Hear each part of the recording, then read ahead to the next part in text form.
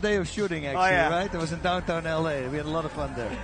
Guys, we've got another women's fight coming this way. Ana Villanueva is taking on Rafaela Bernardo. Bas, Villanueva, she's really looking forward to get back on winning ways here. She's coming off a loss. Yes, and then, of course, she said she changed everything. More aggression, more speed, lots of combinations, straight a lot with guys. She thought that's going to help her a lot. She's going to look for the liver kick. She said the left Mawashi Shudangiri, and I go, hey, that is the liver kick. So she's going to be starting with pressing the fight and then reading her opponent, and then she starts looking for a knockout. Yeah, and Villanueva, despite having that pit experience, she is a very slight underdog here tonight. You saw 46% of our karate app token holders think she's going to get it done against Jorge. The debutante tonight, Rafaela Bernardo. It's her first time here at Karate Combat. Yeah, she is not only a martial artist, she's an artist because she plays guitar, she sings, and she said that she wants to use distance management during the fight, and she wants to use her calf kick, and of course, going for the KO. Yeah, and she seemed tremendously confident when we spoke to her, Bas, didn't she? For her first time here, she didn't really miss a beat about anything. Yeah, you know, some people, they come back and they go like, okay, now I'm prepared. Because now they know what to look for. You know, if this is the first time, it's a weird environment. Look, everybody's very close to the pit. You know, it's like a video game. Everybody says the same thing. Even Raymond Daniels, the great Raymond Daniels, said the same thing. I think even for someone with experience in the pit, it's different every time because you see now it looks like the Coliseum. Yeah. Sometimes it looks like you're in the future, in a futuristic environment. We changes all the time because we don't want nobody to be comfortable like in here. Making our fighters as uncomfortable as possible is the name of the game here. I hope you guys have been enjoying the drone shots we've been throwing in this fantastic arena. The key is to find comfort in an uncomfortable situation. Boom. I'm going to leave it at that. Ana Villanueva and Rafaela Bernardo. Ana Villanueva versus Rafaela Bernardo. Ana is a highly decorated, Dominican-born and raised fighter.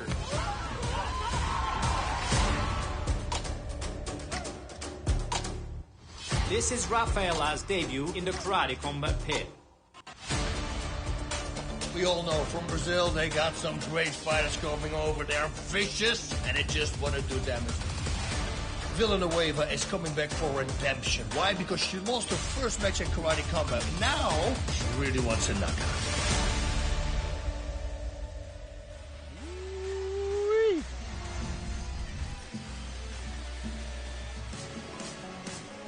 Introducing first, in the blue corner, representing Brazil, Rafaela Bernardo.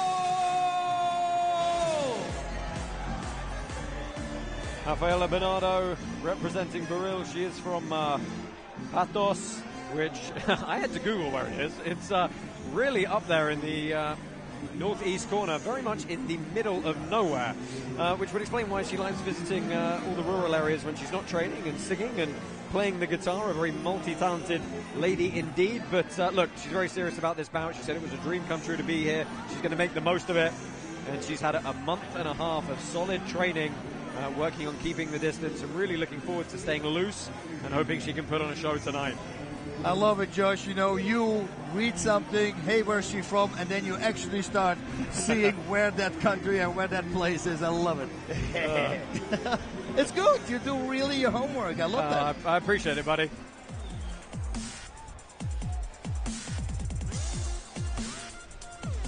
And now, in the red corner, from the great country of the Dominican Republic, Ana Villanueva.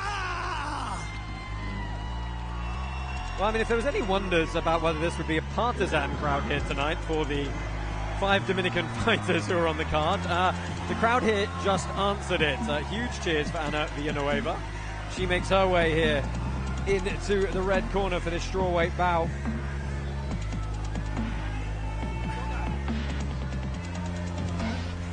Wow. Yeah. So, tail of the tape for this one, 113.6 pounds did the 24-year-old Rafaela Bernardo weigh in for this one. She is 17 years younger than Ana the Dark Phoenix Villanueva. They already entered the pit. Already.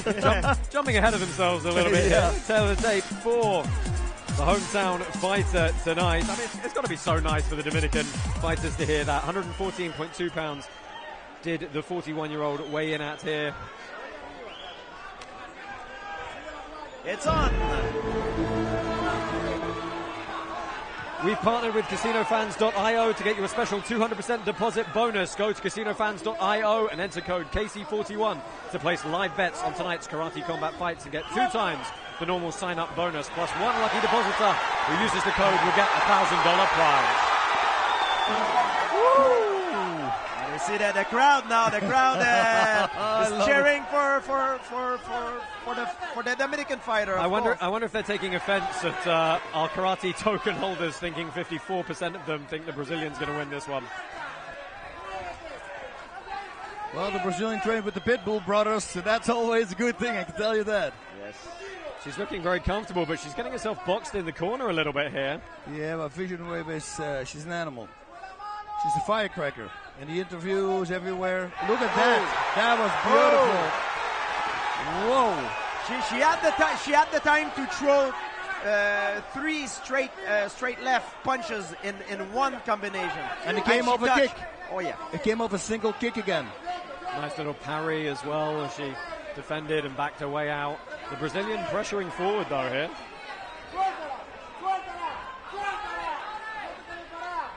Anna is very fast. Very, very fast. Yeah. She needs to use that speed advantage that she has. Ooh. Nice inside kick there. Dangerous though, because it's an open stance, so chin on shin. You want to watch out with that. Good head movement from the Brazilian, just rolling out of the way of that incoming strike. And for the people at home, if you say open stance, what is that? That's one has a southpaw, the other one is orthodox. That's called an open stance.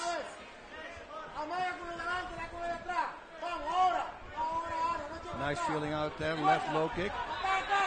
Bernardo. Oh, good flurry again. Villanueva is pressuring forward.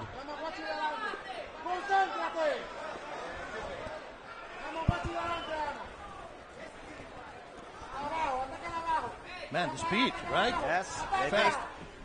This fight, they take time to study each other, then they blitz in. It goes by wave. It seems like an intervals, you know. They play intervals. Boom. Ooh, good high kick, shin right up to the head. Yes. She's got those long legs. Yeah, but that was I love the close range of people who can get the kicks up there that quickly from inside. My daughter can do that. She sits right in front of me, she can kick me in the head. And she's tiny. A nice switching stance. She went back to her southpaw stance. Oh, beautiful straight left. Again, Villanueva waiting till the last second to circle out of the corner there. Touch the gloves, back to their corners they go. She's sprinting, whatever. I don't need my energy, I have enough. Like that Mark Hominick, he would start doing push-ups in the corner just to intimidate his opponent. As we get a look at Rafaela Bernardo in the corner there. Replays coming up fast. Talk us through this one. That was the first good flurry from Villanueva. Yeah, after the first one landed, she kept going. And unfortunately, she couldn't land a second hard one. That's that shin kick you were talking about. She didn't drag it through. Most of the time, it's better to step with your right foot. Oh, that was a beautiful cross there. With the right foot to the side first, and then the left kick will actually go through the target and will have more power.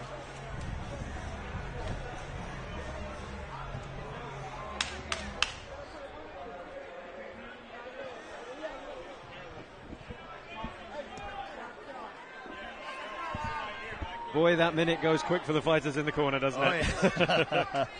And the crazy thing is, if you get beaten, the minute goes really slow. Oh, yeah. It takes a long time. Fast, don't be silly, you never got beaten. No, you know, not in my last 22, so that's a good thing. 3 minutes on the clock in this second round. White pants for Bernardo, black pants for Villanueva. I love the feinting. Oh, good right hand over the top. Whoa, nice. You see, now you can get away with a single kick. First she came with a cross, and that movement is almost the same as a high kick as well. So the second time she thought it was another cross, but then it made it into a kick.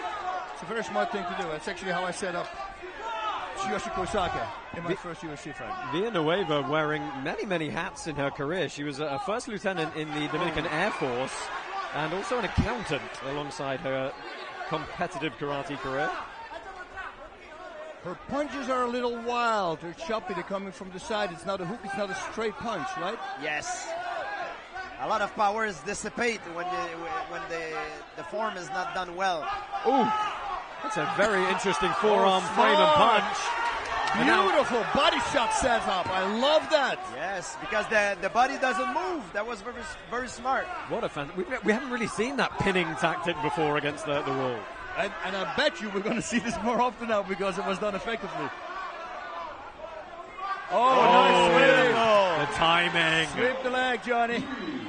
Sweep the leg. Anna. Halfway through the balance of the fight now. And the Brazilian perhaps starting to find a bit of momentum. That's it.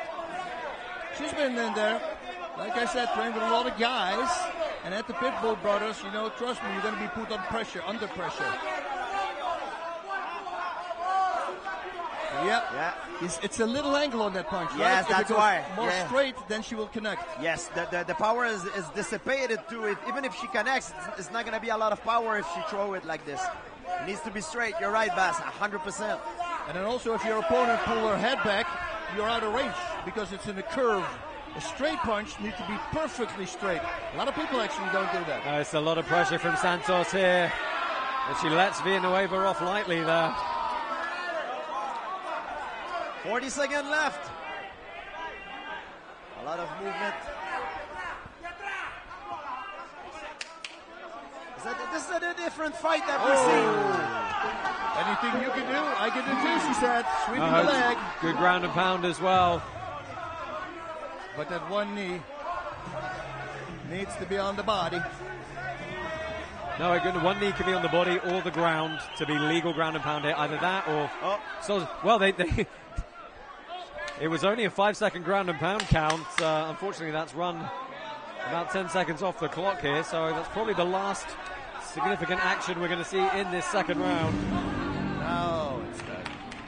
Oh, tough fight to call. Yeah, the Brazilian very much starting to come back into this one. If Villanueva is throwing more straight punches, she will actually connect with those because now it missed the target. So her opponent, Bernardo, might be ahead in that round. Probably, yes, I agree. So this is the ground and pound. The first ground and pound we saw, that forearm frame on the neck. Oh, beautiful. Same load-ups for body shots and hooks. That is perfectly done. I love that. There's the sweep of the leg. But then we saw Bernardo doing it back. See? Boom. Also. Yeah, I love that ground and pound. I mean, this was good ground and pound from Bernardo at the end as well. She took the time to clear the legs out of the way, try and get that ground and pound going. I just love that frame against the wall, though. I mean, it's completely legal. It's not considered a clinch. Fantastic work. The best part, body, and then look at the body and going for the head. Yeah. That's such a great setup. You start on the body and you climb to the head, 100%. But a lot of people, they do like little glove taps to the body and a hard punch to the head doesn't work. But if you do hard shots to the body, you force them to bring the defense down, and it works. So center of the pit for Bernardo here. Final 3 minutes on the clock. Villanueva's been content to play on the outside. Sometimes a little bit too tight on the outside. Could be a 1-on-1 round now. I think whoever wins this round could be the winner. I agree. They both had their moment. Yeah, it could be very tight. Oh boy, simultaneously throw kick. Villanueva switching stance. Santos switching stance to southpaw.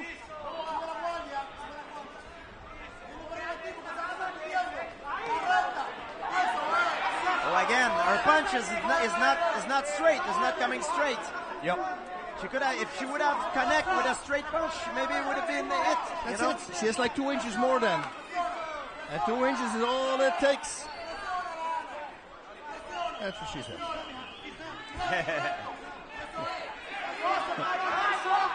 Again, big flurry on the inside. The crowd extremely vocal at the start of this one behind the Dominican fighter. Yes.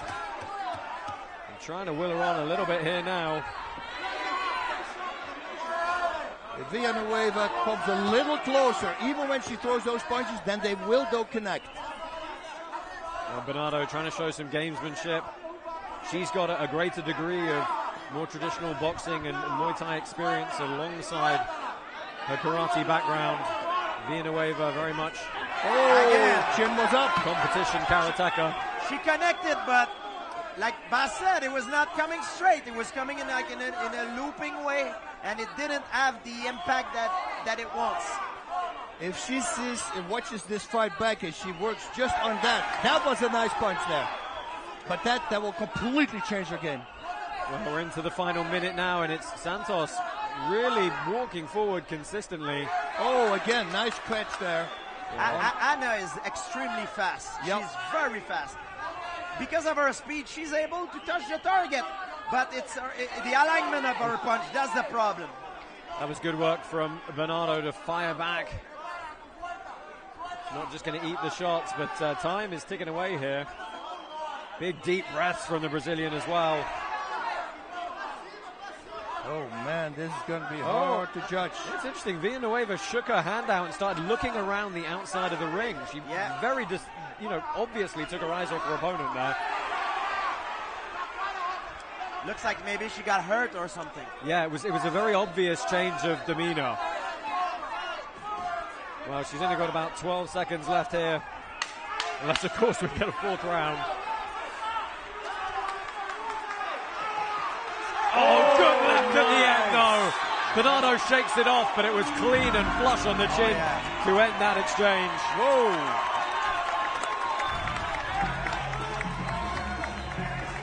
And a nice show of respect at the end. I mean, it might not be over yet, so don't get too comfortable just yet, ladies. She showcased a lot of speed. Even in the third round, to be that fast in the third round, that showed that she's in great condition. And the stamina. I mean, these ladies, I love it. They can just keep going. Not that, ladies like us to remind them about their age, but she's 41 years old as well. That's amazing. Amazing, yeah. You could never tell. So replays of that third round, and that left was right at the end there.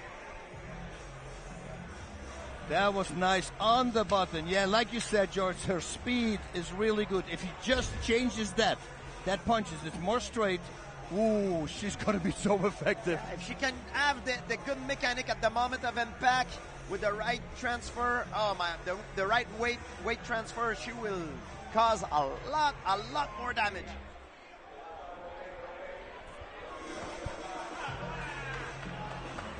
All right, here she comes. She's still I think we've got a decision for this one. Wow. Well, let's go ahead, and Robin Black's going to let us know who's victorious here. Ladies and gentlemen, we have a unanimous decision for the karateka in the red corner from the Dominican Republic,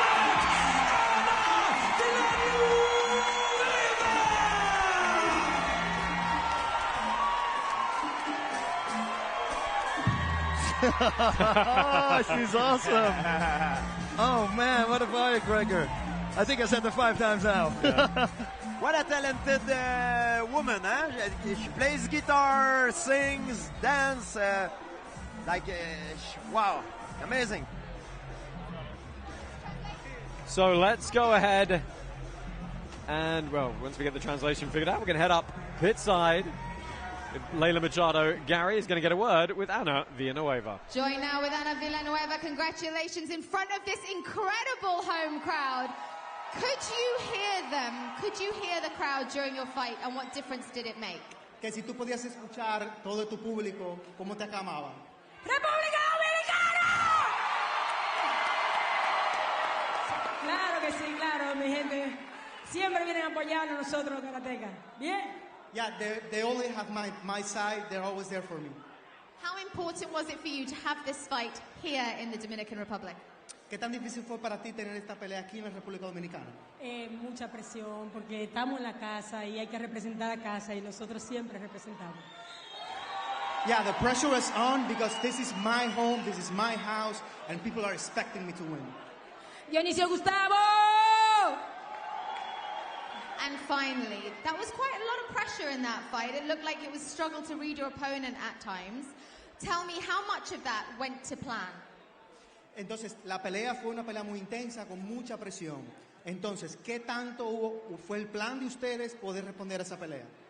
La idea principal del coach era aprovechar cualquier error que hiciera y salir, aprovechar la velocidad que tengo para poder puntear.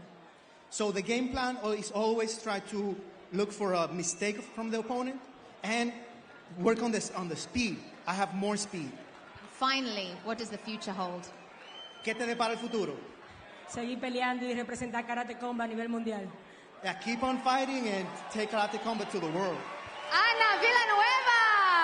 Thank you.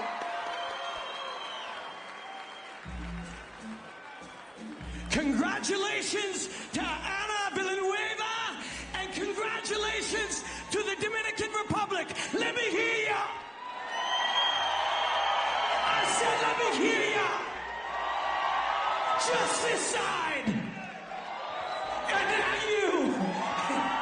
We are having a great time tonight. Congratulations, Ana, and congratulations to everybody here. We all like to think that when it comes down to it, we'll have the strength to lift the car off the woman or save the baby out of the burning house or win a pressure-filled fight in a full arena in your hometown. And that's what Ana Villanueva did tonight, and this is going to be a hell of a show. Let me hear you one more time.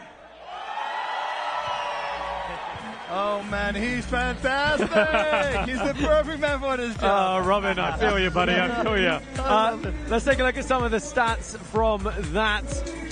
The better of the stats going the way of Ana Villanueva, as you might expect from the judges' decision there. Guys, we've got to touch on the crowd. I mean, come on, we knew there were 5 Dominican fighters on the card tonight, and boy, did the crowd show up there. I'm so excited for the next 4 Dominicans off to a 1-0 start. Yeah. Nunez is coming now. That's going to be fun as well. Yeah. So the crowd is going to go nuts. A lot of pressure on Nunez now. Oh, yeah, and we're only in the prelims. Wait for the main card. Oh, my God. Oh, yeah, lots more to look forward to. We're not going to keep you waiting. Let's go ahead, and Layla is pitside with a preview of tonight's main event.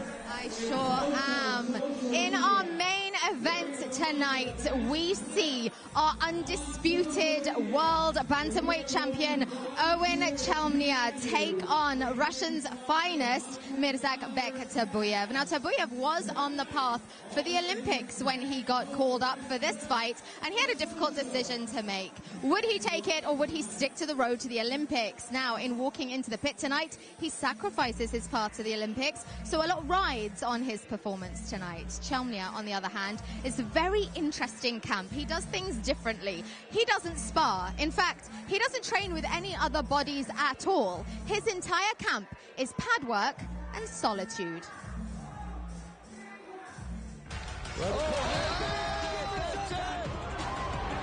We have undefeated Eoghan Chelmiah is going to face Myrza-Bek Tebuev.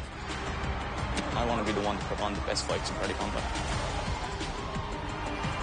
He has now 3 fights when it ended with some kind of controversy. I'm just glad to be back in now. I'm always looking forward to the next event. Myrza-Bek Tebuev is one of the toughest fighters in the division. He won a fight with a broken skull.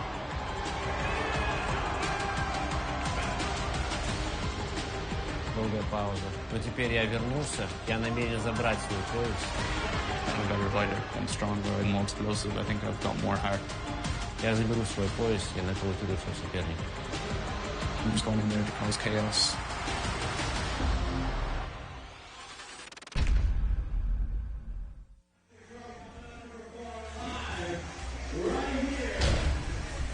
Ooh, what a main event we have got coming up a little bit later. Bash, George, let's touch on something that was pointed out in that video. You know, Eoghan Chelmiah, he is 5-0 here, but there's been some bumps in the road and some controversy. Does that tarnish that record a little bit? I don't know. Not with him. He's one of those guys, you know, he really doesn't care. He just wants to have the best, very best performance. His mother is his coach. He trains with his girlfriend holding the pads. And as already, you know, Layla was touching on it, I mean, he has no training partners. It blows my mind that he can fight like this. And I always think, what if he starts training with some training partners? He's going to be better. It has to be. Yeah, George, what do you think of that? He has no training partners whatsoever. It's a very unorthodox style of training, you know, like I never heard of this, you know, because normally you need training partner to give you a feedback. but it works for him.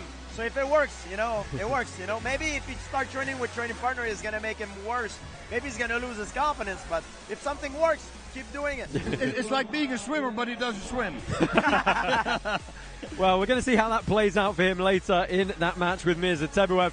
Next up, we've got another Dominican fighter on the card, although it's a Dominican fighter who currently makes his home over in the US, in Florida, ATT Longwood. Maximo Nunez is taking on Moulay Oudoud. And Bas, this is going to be a big homecoming for Nunez. Oh, yes. There's a lot of pressure on him, and as you already mentioned, he's outside the country. Now he's here already. I ate the food that his family made for him. It was freaking awesome, and it was really good. He goes for the spinning back kick. He doesn't want to do a head kick, but calf kicks. He says he's going to put the pressure on because he wants to mentally break him. And in this fight, because he has a very good blitz, he says, I'm not going to use the blitz because my opponent knows that I'm going to use the blitz. Yeah, interesting opponent for him, George. Frenchman Moulay Oudoud. Sorry, we're getting papers flying everywhere here. Frenchman Moulay Oudoud, he's had some interesting training as well.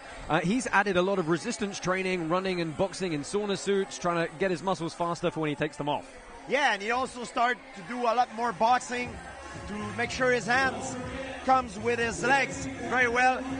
He's been focusing on his footwork, and also he want to make sure he keep his lead hand very high because he's afraid of his opponent straight right. Yeah, this is a really interesting style matchup. The power, the speed, lots going into this one. This is Maximo Nunez and Moulay Oudoud.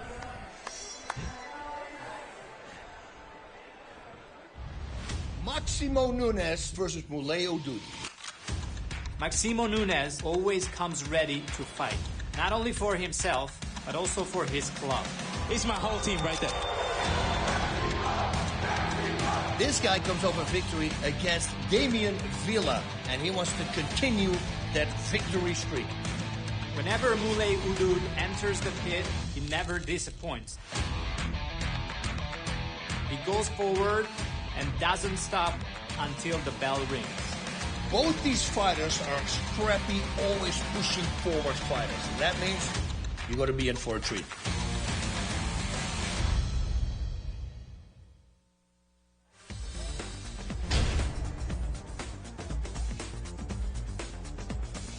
Introducing first, in the blue corner, representing the great fighting country of France, Moulay Oudoud.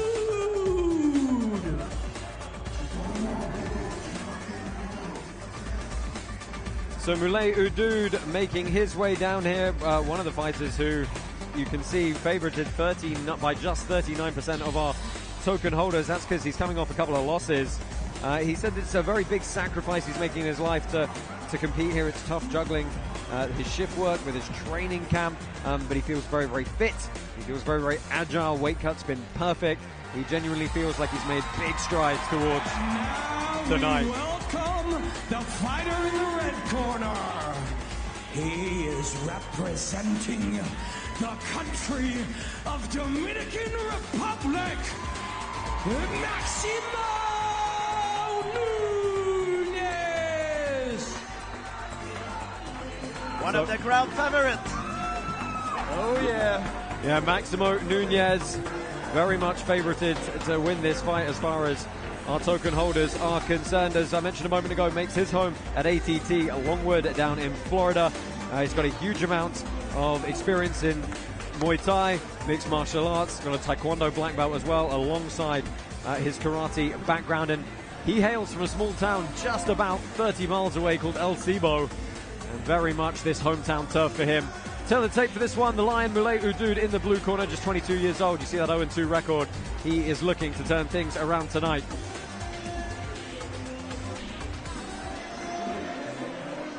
Moulay got in his face at the way, and oh yeah, he did. Almost like he wanted to fight him right there. It was wow, but then right away after, respect. Well, the much stouter figure for the 38-year-old Maximo Nunez.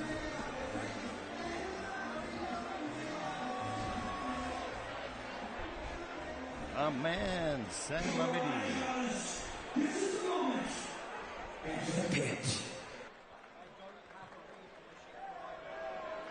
Go back, go back, go back, go back, go back.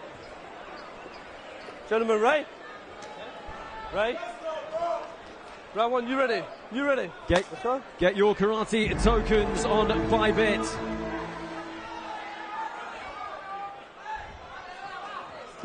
All right, let's see what happens. This is going to throw the calf kicks. I'm talking about Nunez. And Molloy Oudoud is going to be in and out, he said. In and out constantly. Yeah, Nunez goes a miss with the spinning kick there, and that, you said, in and out. Oh, yeah. Oudoud lands a good shot, gets immediately out of the pocket. Oudoud said he's been working a lot on his boxing, so we'll see. So far, we just saw him go with a combos, jab straight, and it touched. It worked so far. The right high kick of the right overhand, though, from Nunez almost landed. He didn't have his left hand up, something he said he was going to do. It's easy to talk, but it's hard to walk the walk sometimes. Oh! If that lands, that's it. Well, Nunez staying in there and pressing forward.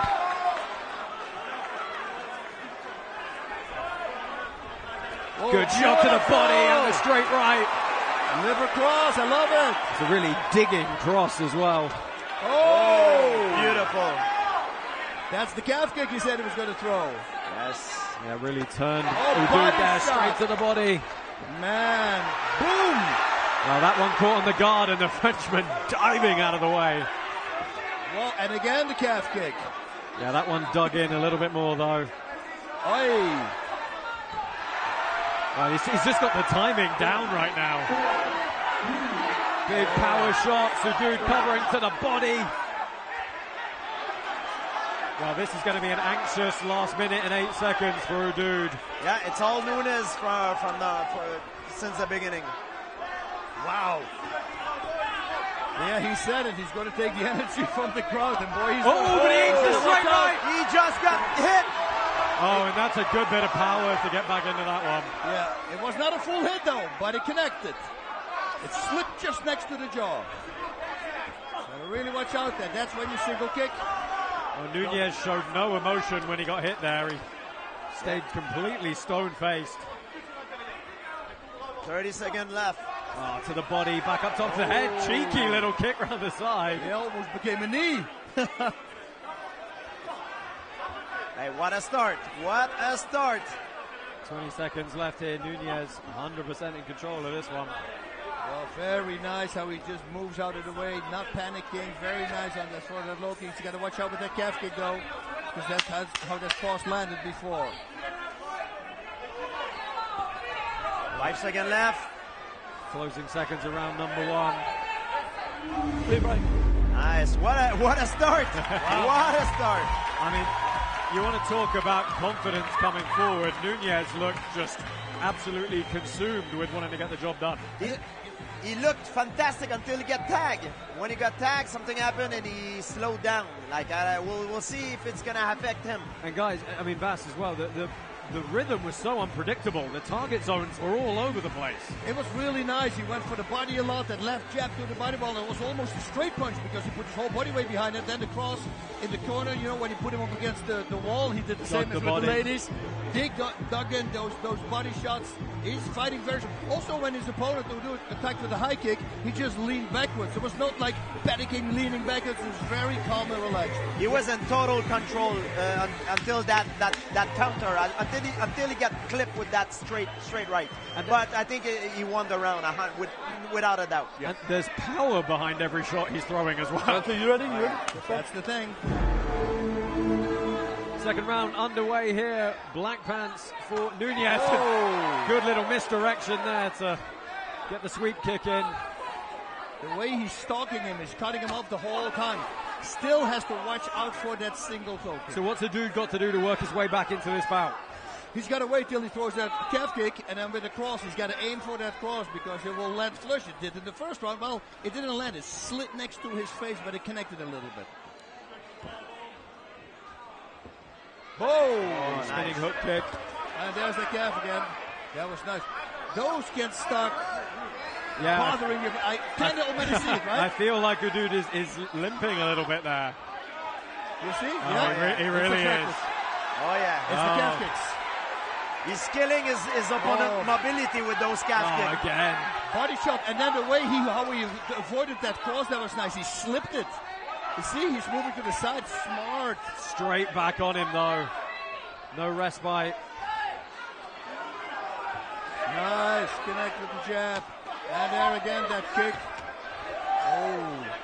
Oh, this is really starting to pay dividends now. These low calf kicks to that lead leg of Oudoud.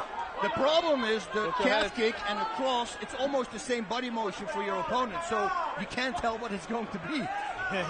And the best thing will be to throw the cross together with the leg kick. Let the leg come a little later, because then it will have a lot of power. Oh, again. Yeah, that's gonna get him. He has to watch out. This is there's still another round to come after this one, and there's a minute 15 left. One thing for sure, he's gonna be sore tomorrow. One thing for sure, he's gonna have a hard time walking tomorrow. Oh my God!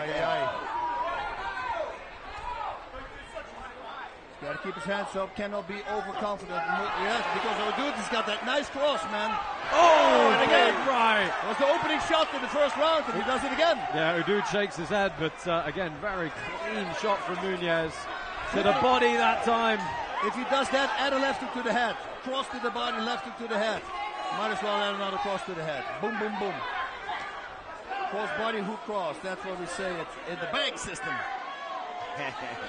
There we go. Again. Oh, I think he... Nice. You want to talk about how to guard with those little gloves. It is not putting them up to your head. Nunez going to work on the body here. Oh, again the left of the liver. Beautiful. He should flip it for and again. It's the fourth time he lands it. Yeah, hook cross. Knocks the dude down. 15 seconds left in this second round. Will he have enough time to finish? Man, he's on fire. The best Maximo Nunez we've seen by a mile. Without a doubt. Well, and a cross to the body with a liver shot. I love those setups. Nobody does that. He does it. Good. That was very beautiful. I mean, look, the bantamweight belt is on the line tonight. Nunez has said for a long time he wants to make his mark in the bantamweight division. He's really making a good case for himself to press up those rankings now. Nunez is on fire. I never see him fight like this. And he's even cheering the crowd right now. You know what he should do? Instead of the liver cross, change it to a cross liver. You know, because his opponent's not going to expect that. Some replays coming in here from that second round. There it is. I mean, we're going to show replays of liver cross. Hook cross, hook cross. Hey, if it works, why not? Beautifully done. Beautifully done. But watch out, because Oudoud has that good cross. And if it lands flush, one punch can end the fight. Yeah, Oudoud is always dangerous. He's got that power cross. Don't be too confident. That's always dangerous. Pride, when that slips in, not good. Third and final round here.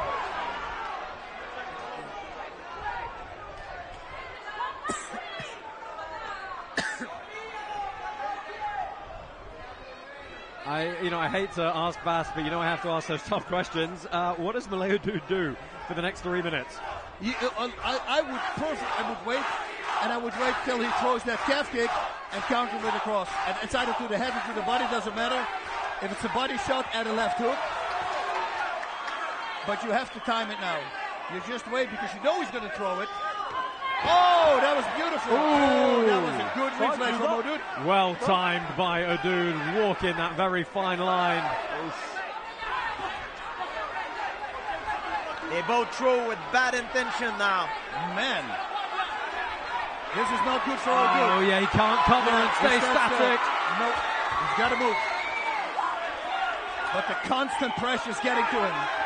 Yeah, he's just getting worn down here over and over again. Nunez has done nothing but come forward over and over. CompuStat is going to be a fun one for this. Oh, man. Landed most liver shots in the Karate Combat fight, I can tell you that. Yeah, Nunez is hunting him. He's closing in on him, and he's keeping the forward pressure, making Oudoud fight on his heel. Yeah, I just want to say, throw a knee in the close distance. And Oudoud should land something after he throws the cross, making a combo. Well, we've got a minute and 15 seconds left here. Nunez going to the body again. What a war. Wow. What a war, ladies and gentlemen. The question you got to ask yourself is, even if Oudoud lands now, does he have enough in the gas tank to throw with enough power to worry Nunez? I gotta say, man, Oudoud is a tough guy because he just keeps on coming, you know. Like he's taking it, but he's in the fight. Yeah, he shows a lot of heart. A lot of fighter would have given up by now. Yeah, I mean, you got to remember, he went to a decision in his debut bout with our champion, Chelmiah. Boom. 30 seconds left. Nunez knocks him back. Big shot. Knee. Oudoud stands down. He's a grounded opponent here now. And the ground and pound's going to stop him. The referee's going to say you've got 20 seconds left to stay in this one. Big shots. Oh, Nunez is just going to throw like he's been doing that whole fight. Oh, beautiful head movement. Still in the third round. Good counter. Oh, good work from Oudoud to stay stuck in this one, but man, there is no doubt which way this decision is going. Go up, there could be a fourth. I don't think so. Sam, I love you, buddy, but I think you're wrong on that one. but you know what, guys? I give props to Oudoud as well, because he stood there, he took it, and he kept throwing till the very end. And he tried until the very end. He tried that high kick. You know, he could have given up a long time ago, but he kept himself out there. He took the punishment, and he was still dangerous until the end. Amazing fight. What a performance by Nunez. Hope the judges saw it the same way we did. 100%. I think we'll be right on that front, but we're going to leave you in suspense for another few seconds anyway.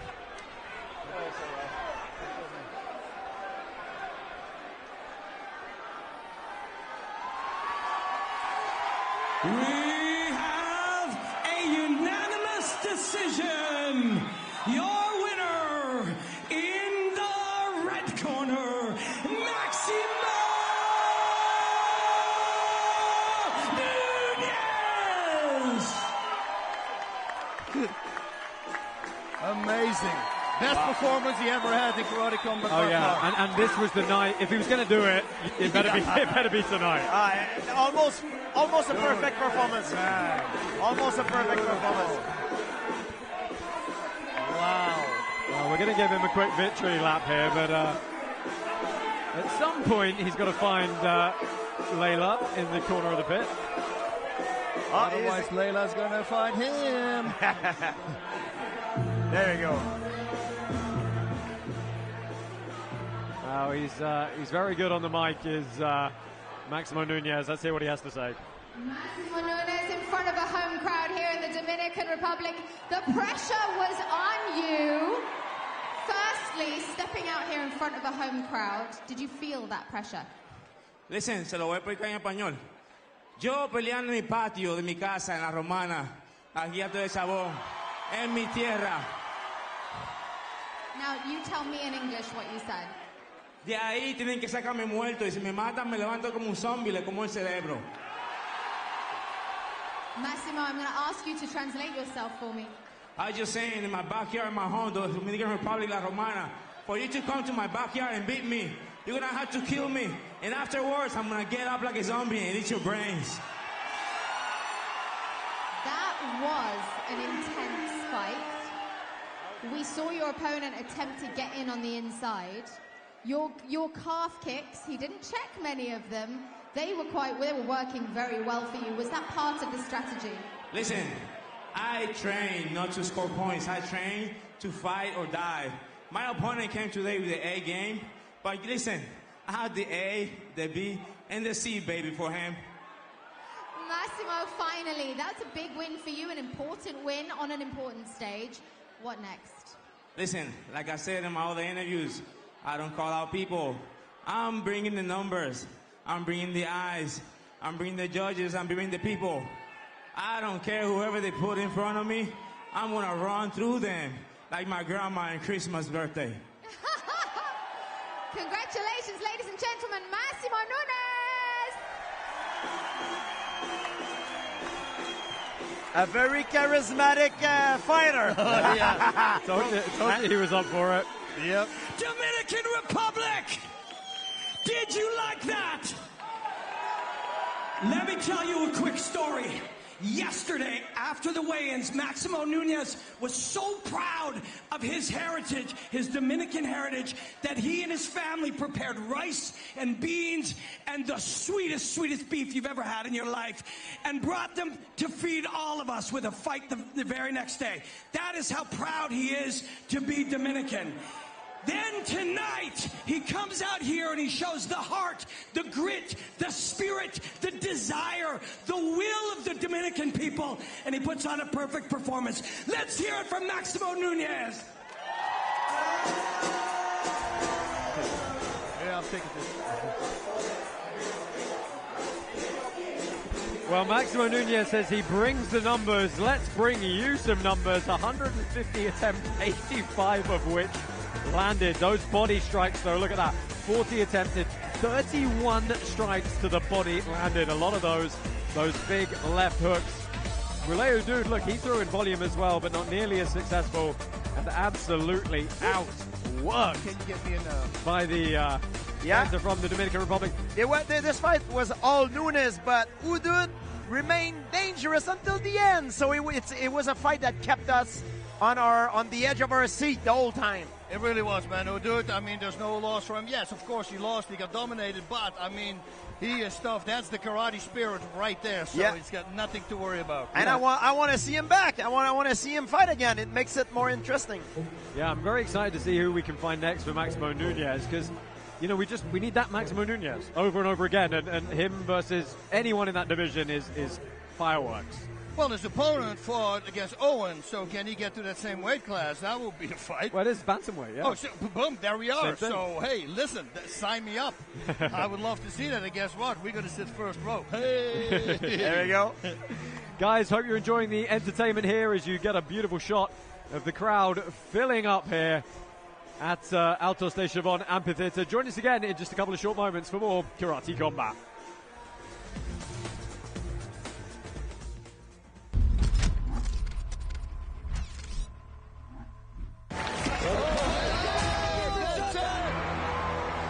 I've always been of the opinion that nobody really wants to see who the best fighter in the world is. They just want to see good fights. And I want to be the one to put on the best fights in Karate Combat.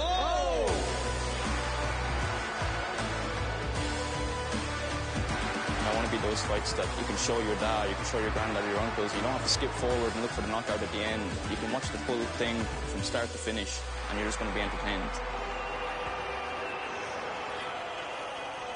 My career in Karate Combat definitely hasn't been straightforward. Chelmiah is constantly... I won my first 3 fights just in season 3. Went on to win the belt, and then from there it just seems to be a series of unfortunate events prohibiting me from being in the pit. Beautiful. Shoulder's dislocated. The first fight you guys had, it was called off because of a broken hand. The second now, what appears to be a dislocated shoulder. Nobody wants to win by their opponent suffering an injury. Chelmiah versus Jesus Lopez. This is a beautiful display of karate. It was hard for us to see who is the better guy. Most of the people, commentators, Bas, Josh, GSP, thinks that Jesus won the fight. Jesus Lopez! We had an unfortunate situation. The commission had to overturn the result. The split decision was won by Eoghan. So Jesus is like super upset. As soon as we could, we set up the rematch, which happens on April 1st. The co-main event, the rematch between Eoghan Chelmiah and Jesus Lopez, is not happening. Unfortunately, Jesus Lopez was medically unfit. He had to be taken to the hospital. When I was told that my previous fight against Jesus Lopez was cancelled just hours before we were supposed to fight, it was incredibly frustrating, of course.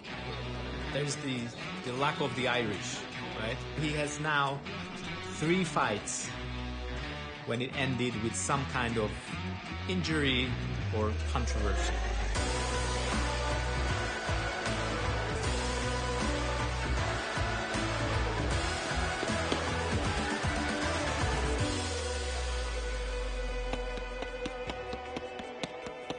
I'm just glad to be back in now. I'm always looking forward to the next event. I don't really dwell too much on what's already happened.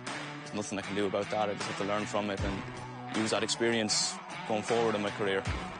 Yeah, I haven't been in the pit now for about 6 months, but best believe I've been training my ass off. I've been putting in all the work I can, improving myself in every aspect.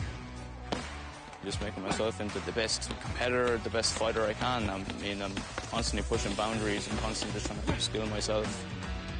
A work in progress. I'm really looking forward to fighting in the Dominican Republic in the amphitheater.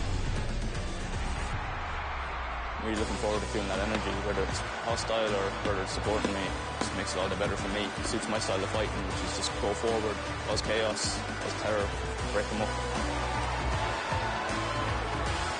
Best believe I'm going to be as prepared as possible for September 16th.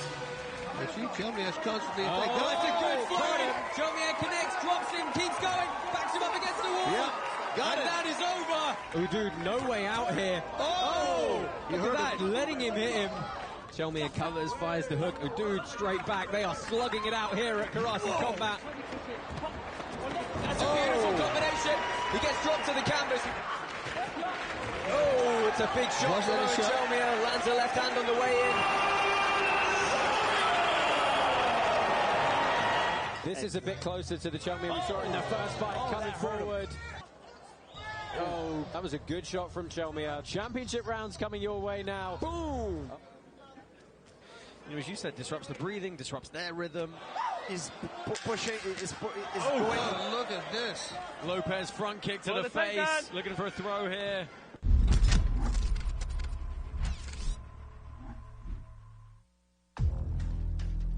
Меня зовут Myrza-Bek Tebuev. Я родом из Кабардино-Балкарии. Город называется Тернаус.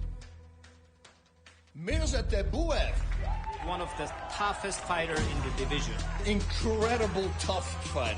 This guy fought against Edgar Scrivers for a title. Myrza went for the title. They both have experience. They both fought more than 3 times in the pit. The category they had to compete in was not their natural weight division. It's either a doctor stoppage or the corner of Myrza Tebuev. Well, he fought against Teig Silva. Both these guys are going at it. He got hit by Teig Silva with a cross to the head, which actually cracked his skull.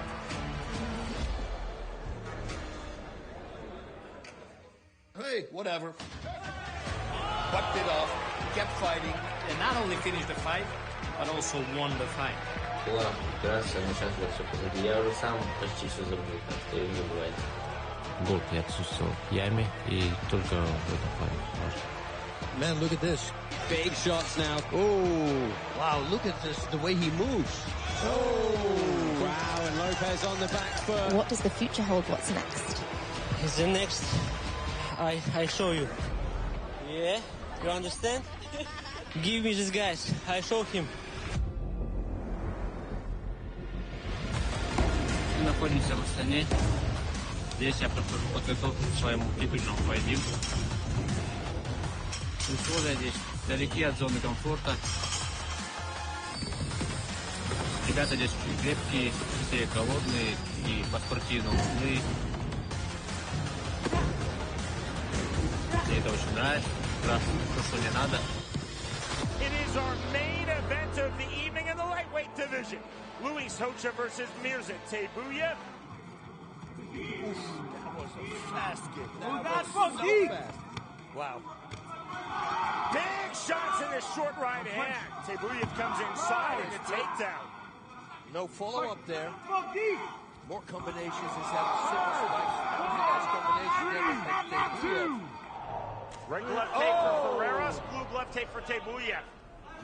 Flip. Come on, guys. Big hand!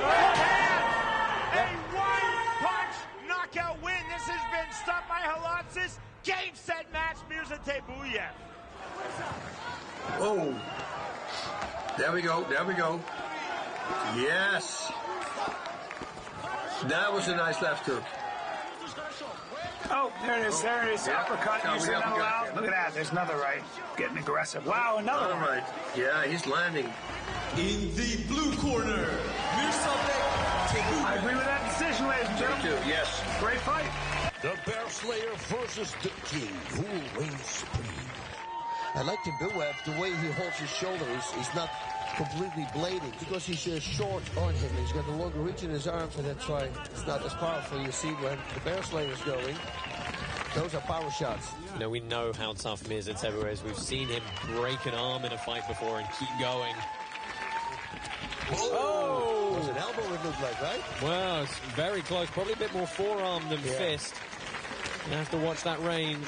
What's going on? Oh! What's going on? And the referee is waving the fight off. It's either a doctor stoppage or the corner. So Tebuev comes out, big side kick from the open side.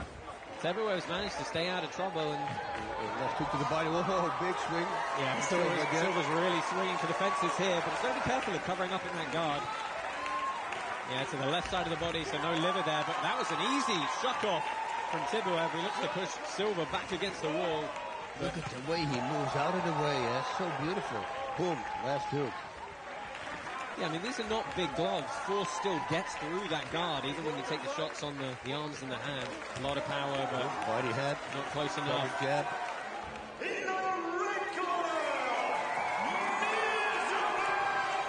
Yep.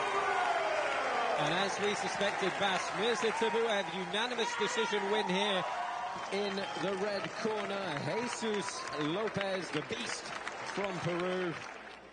Nice, I like that straight to the body. You got to follow it up, though.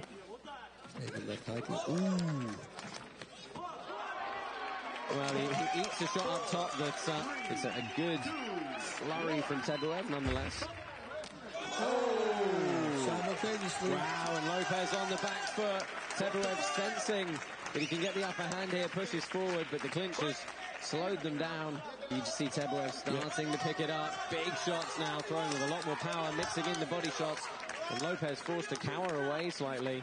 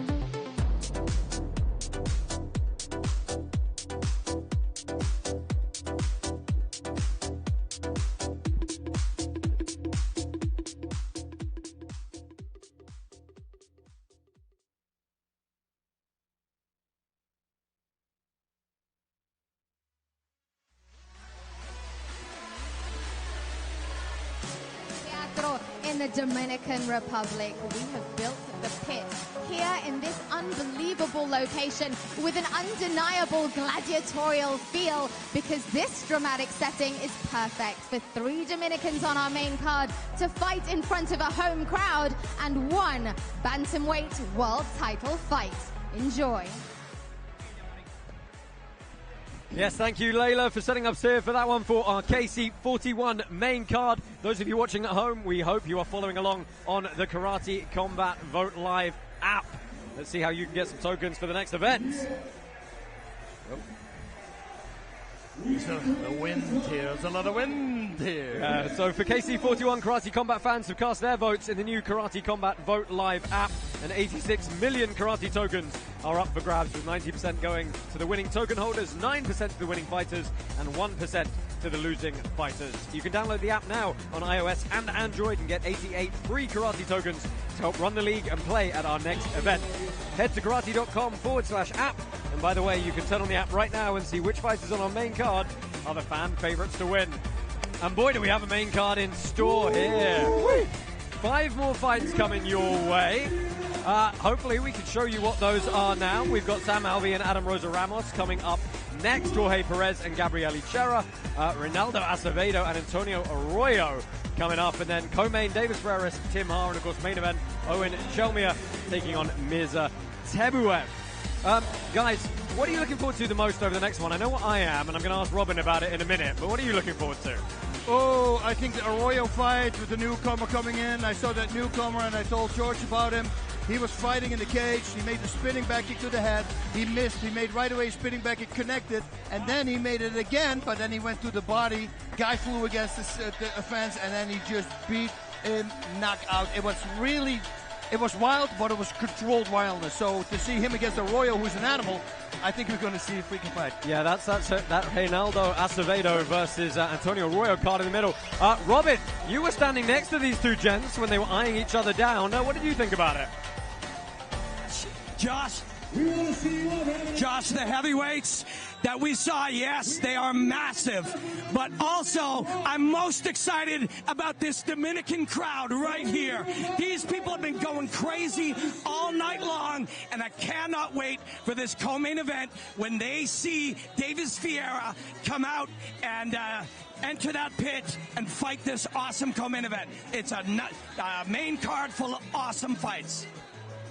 Yes, thank you, Robin. Guys, we have got to touch on that because we had 5 Dominican fighters on the card tonight. 2 have already fought and 2 have already won. We've got 3 more coming up, and boy, this crowd is really getting behind them. It's really an electric atmosphere here. You know, the setup is just fantastic. I mean, I cannot ask for a better site to pull this fight.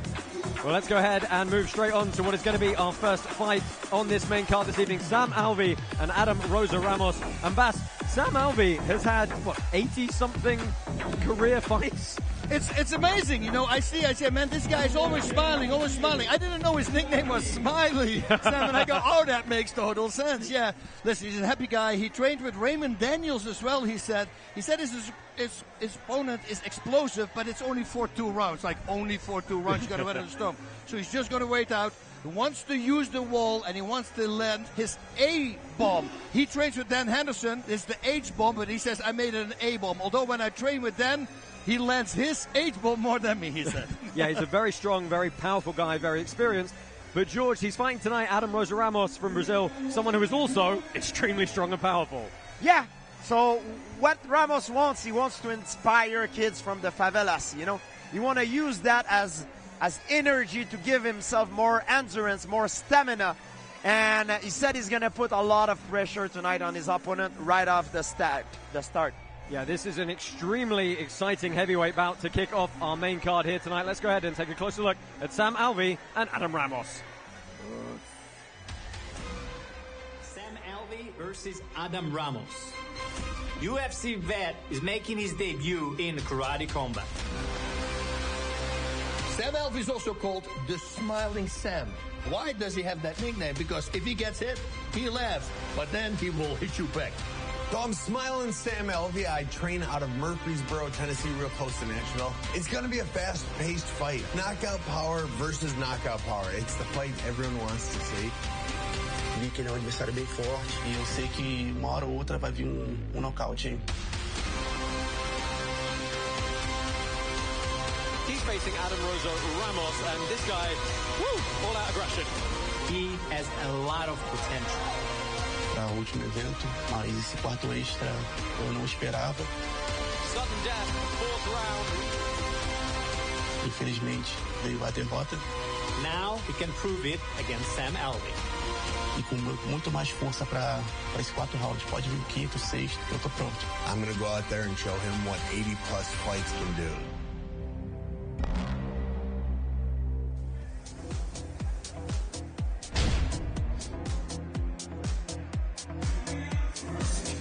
The fighter in the blue corner, from the great fighting nation of Brazil, ROSA Ramos.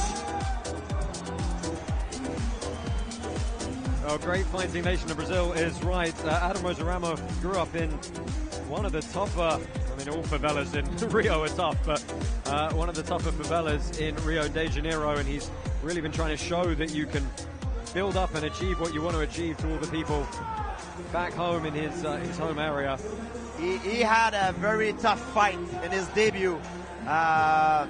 It was very, very competitive. He could have almost gone either way. It was in the last round that it was decided, and I think he gained a lot of experience from it. Yeah, that loss against Zakaria Bembusha from TriStar.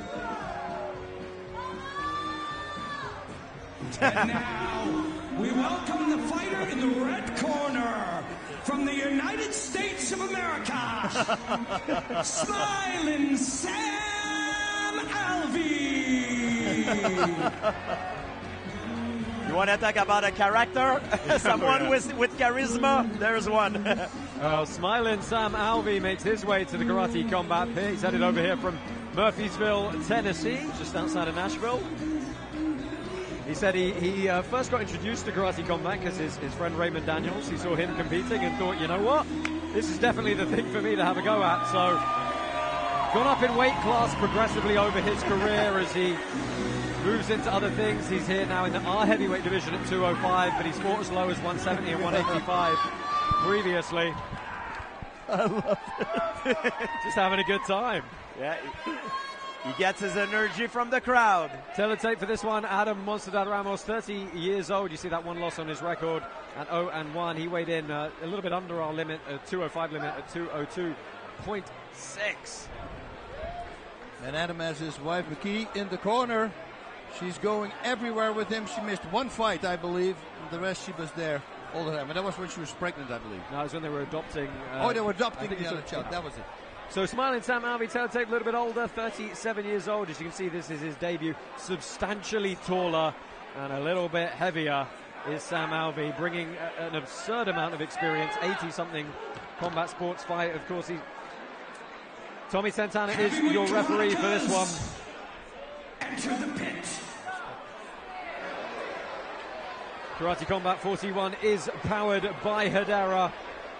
Black pants for Sam Alvey, white pants for Adam Ramos.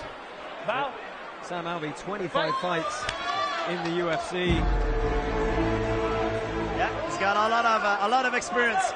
Yeah, southpaw for Alvey. He's fighting heavyweight now. He's fighting against a big man, you know. He's a big man himself as well, but sometimes when you fight in a heavier weight class, it's a different kind of power. Yeah, I'm curious to see how the speed plays out as well in this one. And nice little knee tap. Watch the head. Attempt. And with the right hook right after.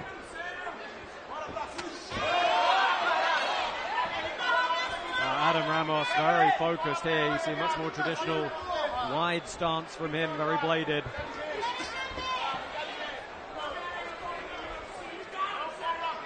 Just about even as far as our Karate Combat token holders are concerned. 47% voted in favor of Sam Alvey, 53% for Adam Ramos. Nice calf kick by Ramos there. That inside kick that Alvey did, he's got to watch out. It's chin on chin, you know, with an open stance. It's kind of a dangerous thing to do. We already have seen somebody break his shin bone like that. What I'm interested is to know is Alvey will bring his power up to that weight class with him. You know, because he was very powerful. We saw him in mixed martial art. He had a lot of power. But can he bring his that power with him in that weight class, in the heavier weight class?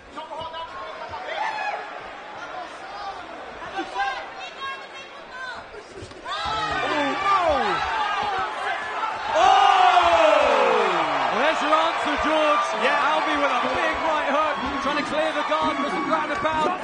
Big shot. It's over. Oh yeah. And Adam Ramos is out. Wow. The ground and pound. The answer was yes. Oh yeah.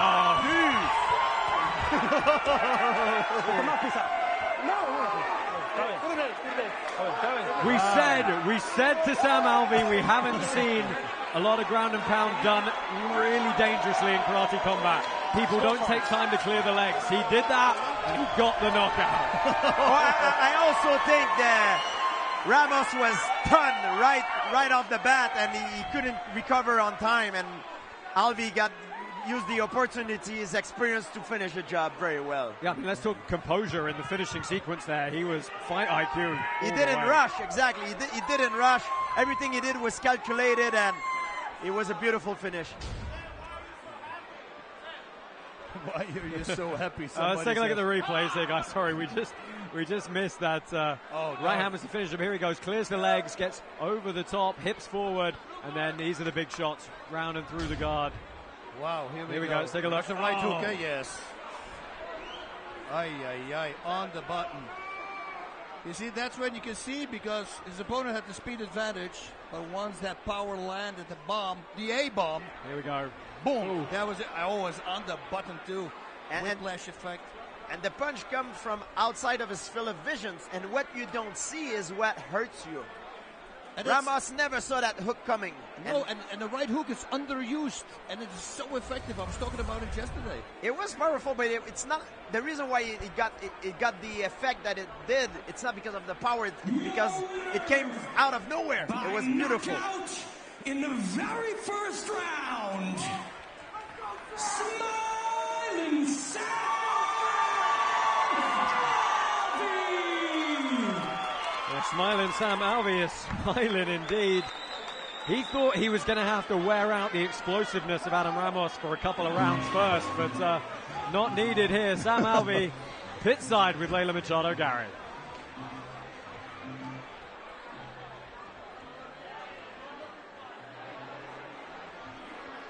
Hello, Sam.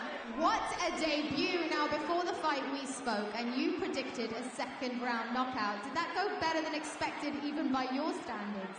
Did you see how fast that guy was? Dominican Republic, thank you for getting me here. Without you, I would have no job. Gracias. Gracias. Now, walk me through what went right. Hey, so my game plan was simple. I hit him harder and more often than he hits me. I did that. I just did it earlier than I thought. Oh boy was swinging for the fences. Good golly. You have a plethora of incredible experience, and here you are at this incredible venue with karate combat. 2 questions in one. What does the future hold, and why karate combat? You know who I want next? Turbo Ross. You are the man at 185. We talked a little bit about fighting at 205. I would love to. You are a genius when it comes to fighting, and I would be honored to step in the cage at 205 against you. The most polite call-out I've ever heard. Turbo Ross Livy. Congratulations, ladies and gentlemen, Sam Alvey. Very respectful as well. I love that. Sam Alvey with the right hammer, and then the ground striking. Ground striking is a game all its own. It's a martial art of its very own. The way you deal with the defensive systems to get the line to the head. A wonderful start for Sam Alvey. But Sam, Ross Levine, what a brilliant idea. Who would like to see Sam Alvey versus Ross Levine in the pit? I would certainly like to see Ross Levine versus Sam Alvey. I think, yes. Ross is super fast, though. Oh, yeah. Yeah, so, well, if he loses the weight, because he needs to go to 185, 205 he wants to fight, right? It could be a very interesting fight, because one punch, well, can do what he just did. It will be speed against power, basically speed against strength, you know. Yep. So the speed on Levine, the power of Alvey. Alvey got a lot of power, you know. So overall, how are we feeling about Smiling Sam's debut here? A couple of little nervous moments, perhaps timing, balance a little bit, but he had fun and he seemed like he, wasn't really that concerned with getting stuck in. I think, when you train with guys like Dan Henderson who throw bombs all the time. I trained with Dan Henderson, and the training is a fight.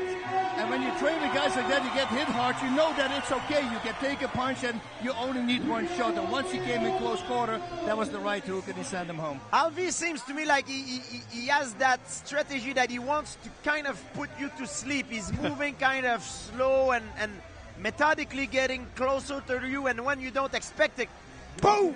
He hits you with something that you don't see coming that comes from outside of your field of vision. Yeah, uncorking a big right hand is Sam Alvey to get the win done here in his karate combat debut. 4 more fights coming your way. Join us again very shortly.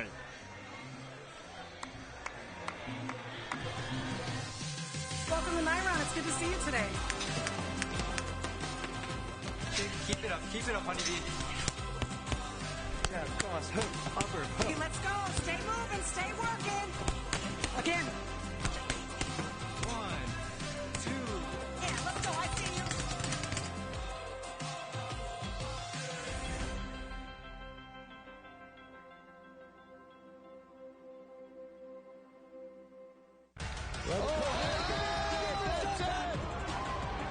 We have undefeated Eoghan Chelmiah is going to face Myrza-Bek.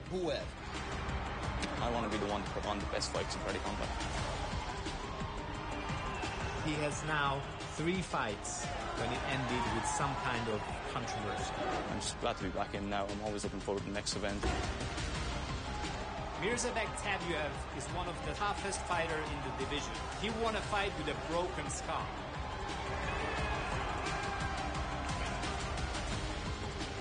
Долгая пауза. Но теперь я вернулся. Я намерен забрать свой пояс. I'm a better fighter. I'm stronger. I'm more explosive. I think I've got more heart. Я заберу свой пояс и нокаутирую своего соперника. I'm just going in there to cause chaos.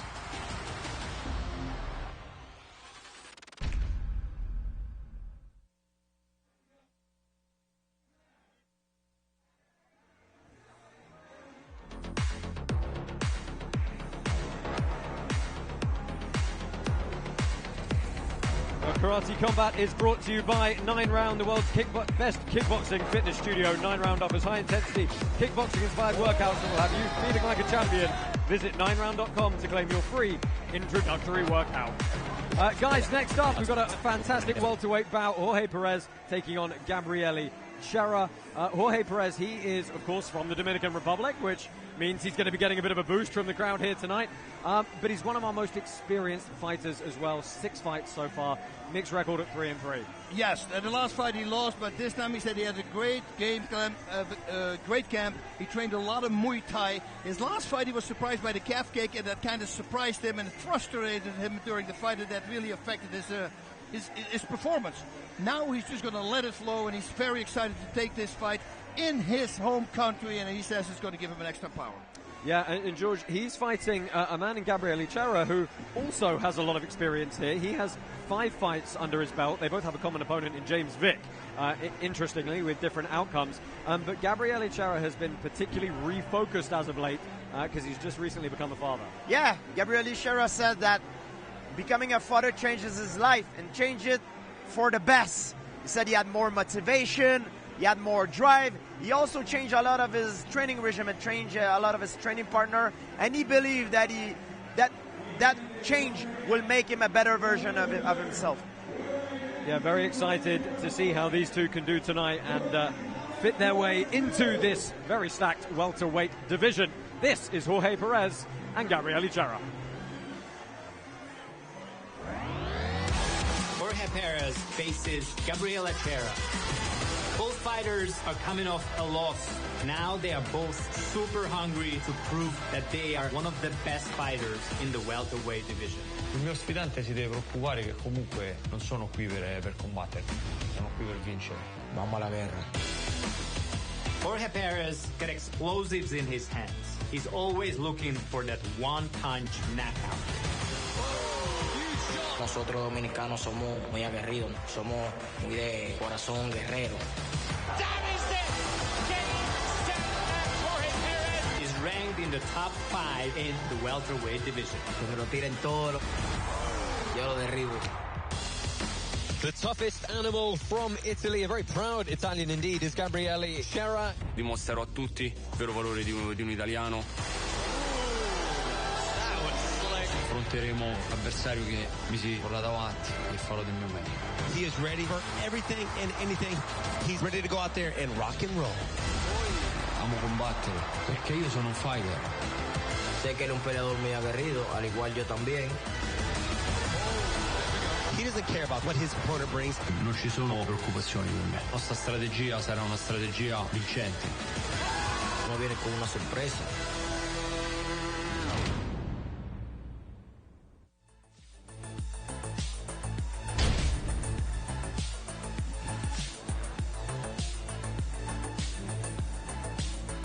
We welcome first to the pit, in the blue corner, from Italy, Gabriele Cera. Oh yeah, Spartan, gladiator. Yes, he's a proud Italian guy. Yeah, and that fits very well with the environment here. The Colosseum theme exactly. Here. Gabriele Cera, the toughest animal, welcomed his newborn baby boy Mauricio back in June. He said, to be fair, his last fight, he didn't feel he had the best approach. That spurred him on to change a lot of things about his training. He changed his coach. Welcome to the pitch, representing the Dominican Republic, Jorge Perez. Jorge Perez striding very quickly to the pit here. He said he's incorporated a lot more Muay Thai alongside his karate. He felt he got a bit frustrated in his last fight. It's a good opportunity for him to get it back on track. And he's very, very excited to be fighting here in the Dominican Republic. Lives a couple of hours down the road in Santo Domingo.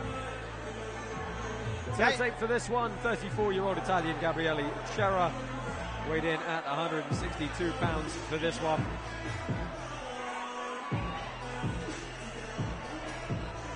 Quick shout out to Alex and Myra Eoghan. They were getting married. They're just being married. I couldn't be there. Sorry, guys, but congratulations. Now there we see Jorge Perez, slightly shorter of the two fighters. A lot of power contained in that frame, though. Your referee for this one is Sam Amidi. What is he thinking about? Enter the pit. Beautiful shot. I wonder if we're gonna see Cera throwing that crazy leg kick sweep. Oh, I hope so. It looks like a video game, you know, like it was very effective for him. Open stance. Lots of gloves underway. White pants for Cera, black pants for Jorge El Oh, he gets too early. Beautiful timing. Cera's done a good job of tying him up in a guard here. Using he does have some mixed martial arts experience. Let's go. And getting called very quickly back to his feet. What a start for the Dominican. Oh! He foul-lined him with the second punch. Jorge Perez has stamped his authority on this bout. Oh man, that was hard. He came in. That was the train you were talking about. Wow. He came forward, walked into the punch. Oh yeah. I'm telling you, don't throw the freaking single kicks. Gabriele Cera is slow to get up here. He's receiving medical attention in the pit. Double impact. The punch is coming towards you, and you're going towards the punch. And he was still rumbled from the first one as well. Yeah. Oh man. Well, I think I have a funny feeling when we get back here, we're going to be able to show you the entire fight again on replay, just so you can appreciate the severity of that knockout. Bring the stool. So here we go. Shot over the top, landed sort of behind the ear, I think. Yeah, well, that's what I do with my palm strike, landing behind the ear because the head is simply not ready for that. Stool. You're not used to that. And the crowd, trying to finish him up as well. Referee Samamidi quick in to help the Italian. Yeah, that was nicely done there by our referee. Yeah, from the angle that I watch it, it looks like he walked into a straight left, but it's I think it's the hook. It's a clubbing right with the forearm around the back of the head. Top of the head, whiplash effect. Oh, right around the back. Oh, yeah. Yep. That's my clothesline punch that I always talk about. It's not an intentional strike to the back of the head. He's hitting the target as it's presented to him. Cera just put himself into a bad position with it. Oh, man. A round of applause from the crowd as Cera has made his way back up to the stool and on his feet. The Dominicans are on fire tonight. I mean, no pressure for Reynaldo, Acevedo and Deivis Ferreras coming up in the next two fights.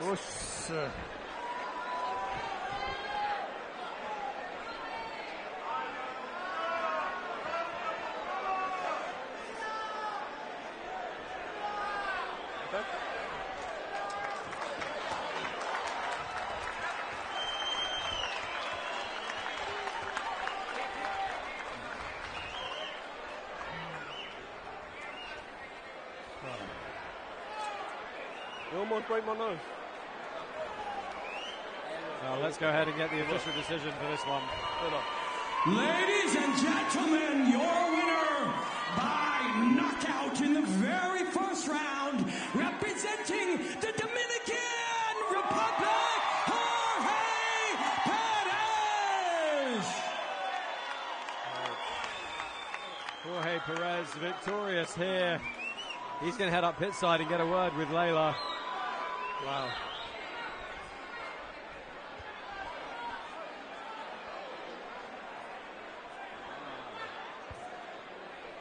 Well.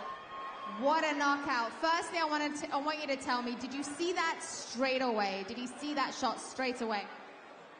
Primero que qué tremendo knockout y la otra es si tú te diste cuenta en ese preciso momento. Sí, claro. Primeramente, darle gracias a Dios y primero al público que me está acompañando aquí, que está apoyando. A todo el público dominicano, gracias por asistir. Vendrán más batallas mejores. Por ahí viene nuestro campeón también.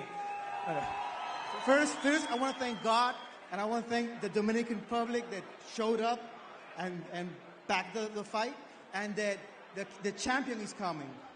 You came in with such pressure and such intensity. Why was that important against this opponent? Que tú viniste con tanta intensidad y con tanto foco, entonces, si ese era el plan, eso es lo que tú... Sí, realmente ese era mi plan, ya que tenía un tiempecito que no me iba tan bien. Vengo de perder una pelea, me preparé bien para esta y, como siempre, buscando siempre la pelea rápida, el knockout. Me esforcé mucho para lograr eso y ya de principio sabía que de que lo golpeaba se iba. Yes, coming from a previous loss, I put on the effort to bring the pressure that I know that if I hit him, it's going to be a knockout. And what is the importance of that win for him today? An early knockout in the first round, what does it mean? ¿Qué significa para ti ese knockout tan impresionante en el primer round? Para mí, quería ver al público a gozar y ver lo que es real el karate dominicano. Y gracias a Dios que lo logré. Fui por eso y lo conseguí. Yeah, for him, he was giving the show for the Dominican public, and he thanks God that he did it. Congratulations. Well done. Ladies and gentlemen, Jorge Perez.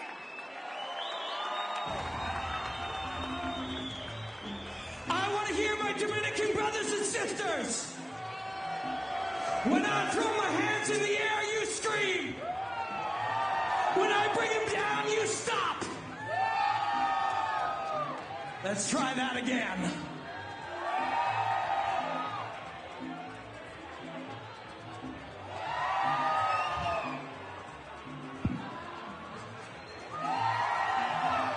Let's hear for all your Dominican fighters tonight.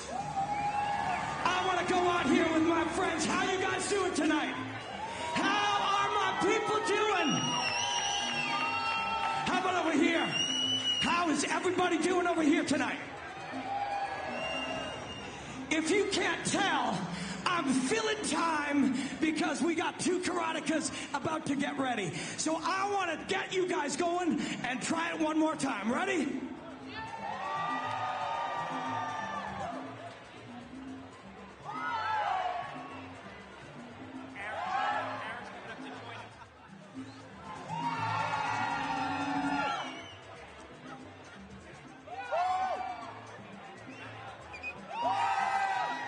Thank you so much.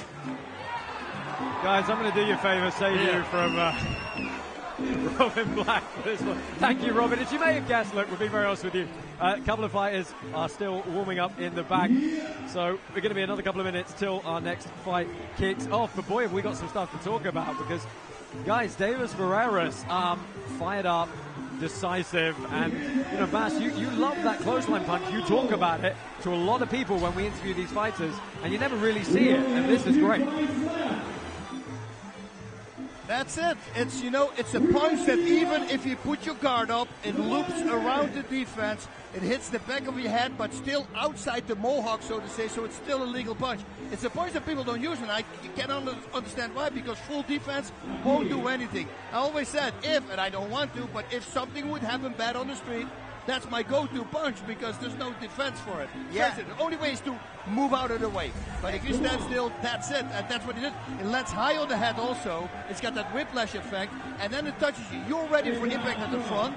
Ready for impact here. You're not ready. Mike Tyson threw these weird hooks. They almost hit behind the ear because they're very short. He was the shorter guy, but he fought taller guys. And he loops around. And that's why he's just, and that with his power, of course.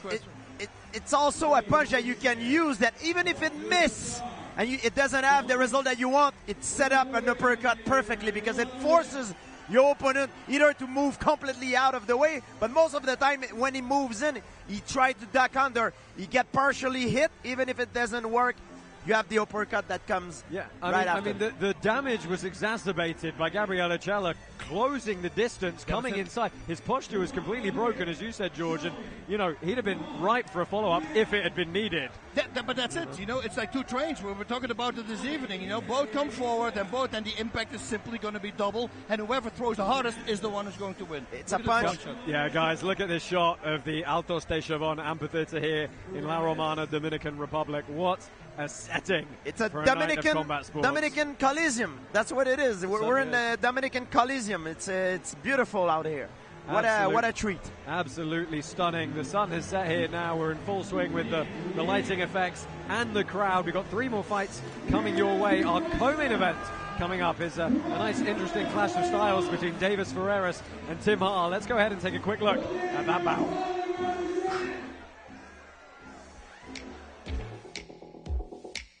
Mi nombre es Deivis Ferreras, soy de República Dominicana. Deivis Ferreras is one of the OGs of karate combat.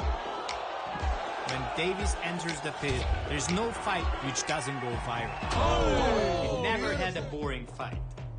Esta pelea es muy importante para mí, ya que vengo de una pelea perdida. Y vamos por más, vamos por el cinturón. Now he's facing Tim Haar. We signed despite the fact that he didn't win his first fight. Must have been a close decision for the judges because Tim Haar certainly had his moments. He made such an impression to us that we said, okay, we're going to need that guy back. I'm Tim Haar, and I am from Czech Republic. En el momento de la pelea, sale la rabia. When I enter the pit, I'm going to show you my aggressiveness, and you will enjoy it.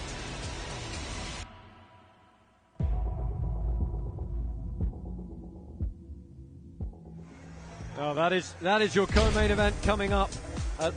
Well, let's take a quick look at Sam Alvey. Very, very happy pit side with his work tonight. He, of course, got that stunning first-round knockout over Adam Rosa Ramos. Looking forward to seeing him back at whatever weight class he may pick. Guys, that co-main event is coming up a little bit later. Mas, you said it in the trailer there. Tim Haar, he really, really impressed us. And to show how much this guy values his position with getting another shot in this organization, he got the call for this while he was in the 3rd or 4th day of a 3-week vacation with his girlfriend in Mexico. Yes, and of course, And this is the best part. That's the second time it happened to his girlfriend. You know, so she wasn't really happy about it. She can understand it. Of course, hey, you know what you're married, right? You know what you're dating. He's a fighter. He said, it kind of helped me because the humidity there was exactly the same as it is here in the Dominican Republic. Yeah, and George, how is it for this kind of dedication where, you know, you're at the start of your vacation, you drop the hanging out and the having fun, and you go find a local gym, you stay on your vacation, but you keep working out every day. You start your fight camp with completely unknown people, unknown trainers. You get in a car and you find somewhere to train. Well, I guess he's gonna take his real vacation after this fight, you know. So you're not really he was not really in vacation until he received that call, and now he's gonna probably get his vacation after. Wish him the best. I hope he brought his girlfriend here, maybe, that, you know, as a little trait. That would be something. I hope so. Look, we were very impressed with his performance last time out. He's got a lot of mixed martial arts and kickboxing experience alongside his karate experience, and you know, we're seeing it more and more. The karate remains a good dominant base for these fighters, but they're bringing in all these other striking aspects. Yes, and I think what really put this also on the map is when the great Raymond Daniels fought against Rafaela. I mean, and I've been talking about this before. I would have, if I had the bet, I would bet my house on Raymond Daniels. You would never expect that. But the Gaev got the best of him, and that put karate on the map. And I always say this as well, and it needs to be following up, because I would love to see a rematch, because Raymond Daniels, his computer up there, he downloads all that data, and he's going to find a cure for it, you know. So that would be a very interesting rematch to see. Yeah, knowing Raymond, because I trained with him for a long time, he's truly like a computer. He's the best at adapting to different situations. And I think a rematch would be very spectacular. Yeah, it's going to be very, very interesting. I mean, the atmosphere was great. We might top it tonight with some of the Dominican fans here if they keep going. It's going to be crazy. Yeah, the way they're going. But look, co-main event's coming up. We've got a really exciting fight to break down for you in just a few moments. The Reynaldo Acevedo versus Antonio Arroyo fight. That's our dark horse pick for fight of the night there. And of course, we've still got our bantamweight title coming up. Bantamweight title, we get the bantamweight title, and then we have the co-main. Is going to be great, and then this upcoming fight, like you said, is going to be a bar burner. I mean, for what I've seen, the other fighter, I mean Acevedo, he's a freaking animal. Yeah, they had a lot of back and forth at the weigh-ins yesterday. I'm really hoping we can run some footage in for you so you can see that. An electric atmosphere. And you know what is different now is they're fighting outdoor.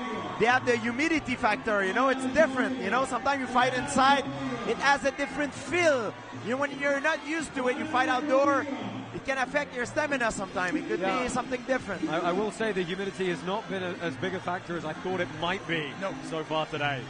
And of course, we had some fantastic storms earlier today, which, you know, our tech crew did a fantastic job of dealing with. But it's all part and parcel of having the fun of these venues, these outdoor venues. It is great. And to go back really fast to the Arroyo fights coming up when they were the face-off yesterday, I mean, Arroyo got in his face, and his opponent Acevedo was just standing there with a smile on his face, and it kind of made him more angry. Oh, yeah. You know, so anger is something you really want to put behind you before you step in, because instead of punching from here, you're going to start loading up, you start telegraphing. So if he can control that anger, it's going to be great, but he has to really watch out. Yeah, let's go pit side and find Layla, who's with Shannon Hudson, to learn a little bit more about 9-round kickboxing. Shannon the Cannon Hudson joins me now, CEO and founder of 9-Round Fitness. A couple of things to talk to you about, because there's a lot that is exciting going on. Firstly, how are you finding the night tonight? The atmosphere is unreal. Oh my God, this is amazing. It's a ton of fun. I love it. It's electric and it's so contagious. Now, I wanted to talk to you about 9-Round Fitness. We see the branding everywhere today. One of the major sponsors, Why Karate Combat. Oh my gosh, it fits perfectly. We're, we have 500 locations across 18 countries. We'd love to get people punching and kicking. Go try a free workout. It's what we do. It's a perfect match for us. I love it. It makes so much sense. But also, you're experienced in the fight game. Surely you're getting itchy watching these fights here tonight. I can't get it out of my blood. I freaking love it. Will we see you in the pit? I have to ask. Yes, I'm ready. I'm going to do it. We're going to win, and I'm going to do it. Love it. Thank you very much. Shannon, thank you.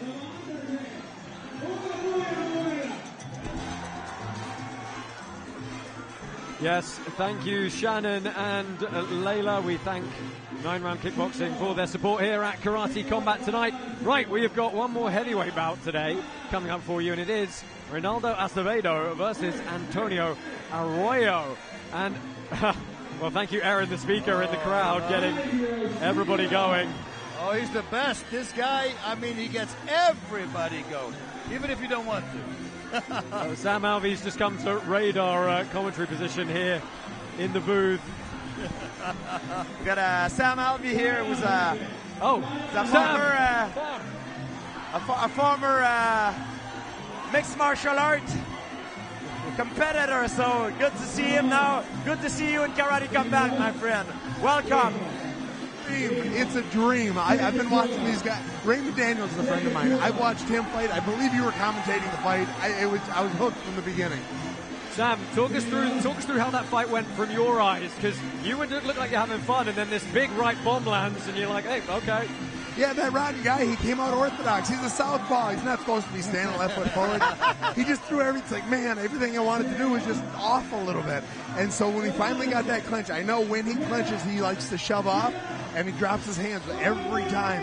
So he shoved off, he dropped the hands, boom, that's where my lead hook came. Dropped him, and then I finished him shortly after with the ground and pound. Yeah, I mean, talk us through the ground and pound, because we were talking about it afterwards. You did not rush. You took your time. Honestly, I thought he was out. I thought the fight, I thought the ref was coming in, and I didn't need to add anything more. But apparently I did, because he started fidgeting a little bit. I found my spot. I believe it was the second punch that made his eyes go a little wonky, and that was that. You got one leg in between, and you were hitting it with the left and the right, so that was nice. Training with Dan Henderson, of course, that had to be helping, right? I mean, Dan Henderson is the meanest guy in MMA. I mean, no offense to you guys, he's just the meanest guy there is. He'll hit you like hard, and he says, "Sorry, you kind of moved into it. It wasn't mine. I pulled it. It's like his catchphrase. He said he didn't pull it." I want to talk to you about that punch that you just thrown. It's a punch that you didn't really kind of wind in, you know, like you just throw it like you throw something out of nowhere. It came and it hit your opponent like from nowhere. You didn't see it coming. Is it something that you've been working on? Well, here's the replay, Sam, if you wanted to let us know what you think about it. It's called the A-bomb. It's Dan Henderson has the H-bomb. I'm got the A-bomb. It's my lead hook. Ginger hook, A-bomb, it's what I've landed my entire career. So, Sam, after the fight, you called out our middleweight champion, Ross Levine. He's a pretty... I mean, look, you're a dangerous guy yourself, but he's a dangerous guy, too. Yeah, I might regret it. I might. He really does. I've watched him fight now. I just love... He's got the fastest left leg in combat sports. I mean, from the ground to your face in no time. And I would be honored to step in the cage. I know he's middleweight, but we kind of chatted online a little bit and said, let's do it at 205. And if it works out, I'll make the big cut down. And we've got, we've got a heavyweight fight coming up next, something I'm sure you're going to keep in your eye on. You were standing near these guys yesterday, Acevedo and Arroyo. They were getting a little bit feisty. Yeah, man, them Brazilians, they were intense at the weigh-ins, like up and down the card. They were ready for action. And the Dominican crowd here are doing us all sorts of favors with the atmosphere tonight. I could hear them back in the workout room. I mean, they are on fire. They loved you, right? I mean, there was a connection between you two. It was amazing. It's been a gift of my career. It's like whether I speak Spanish or not, they know I'm the ginger guy that they love. Well, my friend, you got the charisma, the skills, and everything, man. I really look forward for your next one. Well, I appreciate that, sir. Thank you so much. Thank all three of you guys for what you're doing. God bless Karate Combat. Yes. Welcome. Right. Welcome. Sam, thank you very much for joining us. We're going to let you go celebrate now. We've got one more fight to look at here, and then we're going to get these fighters out here now they're ready. Time for the Presidente. Yeah, indeed. Deivis Ferreras from the... Thanks, buddy. Godspeed. Thanks, Sam. Right, so, guys, one last word on this. Reynaldo Acevedo. Bas, one thing we haven't mentioned at any point in this is he's a very last-minute replacement. There was a visa issue for Olga Nagaev, and they said, hey, you know what? We got some pretty tough Dominicans who want to step in here. This dude's a beast.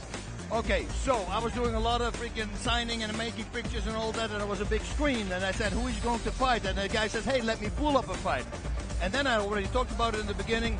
He threw, and I told George, and we love this kind of stuff because he's got a lot of power It looks like it's uncontrollable, but it's perfect control. So he made a spinning back into the head. He missed. Right away, he's spinning back into the head. Same kick, connected with it, and then he turned again. And the guy thinking, of course, it's a high kick, and then he kicked straight to the body. Guy flew back into the cage, and then he wailed on him. I mean, the power he has is insane. It's wild, but it's very powerful. And it was wild because he also hurt his opponent. So I think he's going to do really good. It's going to be a really great fight. Yeah, George, his opponent, a couple of quick words on him, Antonio Arroyo. Very, very stylish, very charismatic, has had some experience in the UFC as well, Dana White's Contender Series. He is very good. Yes. But he seemed a little bit unsettled at the weigh-ins yesterday with the face-off. Yep. He knows he's fighting a very dangerous opponent, and he says that he want to take his time to have a good filling out process in the beginning, to download his opponent data, and he also thinks that he's going to take advantage of the environment. He want to use the wall. He want to do things that have not been done before. So I'm very excited to see what he's talking about. Guys, thank you for bearing with us. The waiting is done. This is Reynaldo Acevedo and Antonio Arroyo. Reynaldo Acevedo is now facing Antonio Arroyo. Reynaldo is stepping in last minute to replace Elvin Agayev. I know very little about my new opponent. The other dude was known, he had fought. This guy's just new. Former UFC fighter Antonio Arroyo absolutely dominated his first fight. Oh, Arroyo! A win is a win, but it wasn't like the way I wanted it to be. A TKO due to injury, unfortunately. He didn't do that to himself. I did it. It was my first time here. I was getting used to the pit. I didn't quite have that feeling like going there for the kill. They're going to have to call it. I know I'm going to do a lot better next time.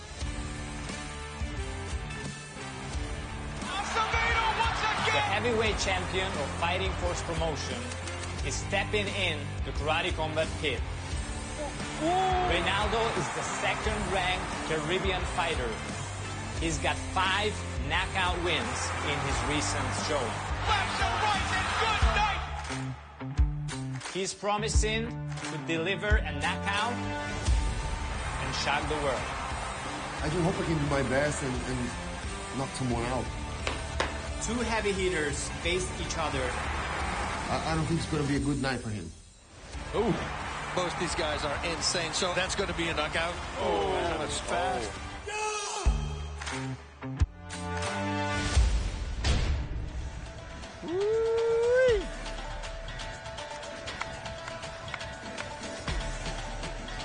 Please welcome in the blue corner, your Brazilian karateka, Antonio Arroyo.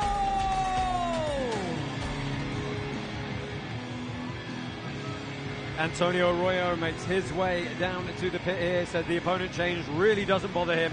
He honestly thinks his previous opponent was going to be tougher. Says he doesn't really know much about the new guy, but he doesn't care.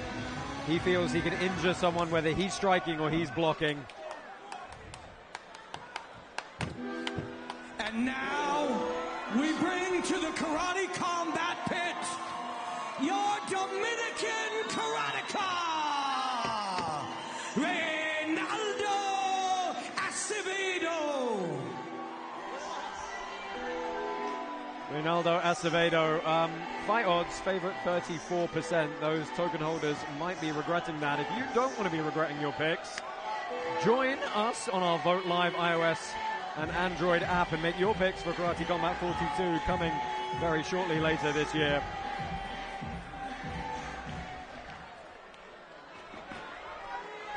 Antonio Arroyo, 34 years old, has that 1-0 record here with Karate Combat, weighed in at 204.2.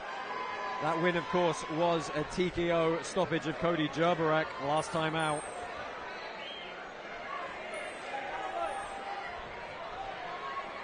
Reynaldo Tiki Acevedo, 36 years old. It is, of course, his Karate Combat debut tonight. A little bit light on the scale at 201.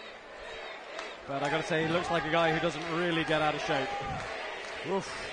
Man, I'm a little nervous for this fight. Oh yeah, that could be a very quick one or a very could go either way. Well, let's see. Your referee for this one is Sam Amidi. Karatekas, the time is now. Enter the pit. And Karate Combat is brought to you by 9 Round, the world's best kickboxing fitness studio. 9 Round offers high-intensity kickboxing-inspired workouts that will have you feeling like a champion. Visit 9round.com to claim your free introductory workout. Touch the gloves underway. Taller and rangier figure is Arroyo, who immediately opens up with that kick on the outside. Seems much, much bigger than Acevedo here. Wow, yes, he does. Arroyo got the size advantage, I would say, in the strength, but Acevedo got the speed. Exactly. And the power. A lot of the power because of the speed. Speed is strength multiplied by speed. I like the feints of Arroyo early here, showing the hip, showing the foot. His hands are a little low there here by Arroyo, so watch out because he got great high kicks. If you set it up with like a low kick, and then boom, suddenly go high, that could be trouble. That is very nice there by Arroyo. Dominicans 3-0 so far here at Karate Combat tonight, looking to go 4-0 with Acevedo. Shin on shin. Oh! For a guy like that to do, that was beautiful. Yeah, absolutely. Guys of his size, very agile. Arroyo stays very calm outside the range. He's doing a perfect job at this moment. Yeah, he does look very calm and composed here, showing a lot of movement, seeing those big wide shots very early. Watch out with that single kick though, because he was already in counter range there. Acevedo got those crazy spinning kick. You know, I'm wondering when is he gonna start to using it. Yeah, once he feels comfortable. Oh! He got stunned. Front kick to the face. Oh, lovely throw straight to... Well, he can't use a mount position here, but the throw was extremely nice from Arroyo. Man, that one, he landed flush. I don't know if he's still hurt. Big sprawl again, just weighing on his opponent. That's just going to suck a little bit of energy. Ooh. Acevedo lands a spinning wheel kick to the head. There you have it. Then he tried that front kick. Oh, and the right hand. The Dominican presses forward here, and it's a nice frame from Arroyo. Wow, what a way to answer by Reynaldo Acevedo. Oh! 30 seconds left in this opening round. Yeah, don't blink.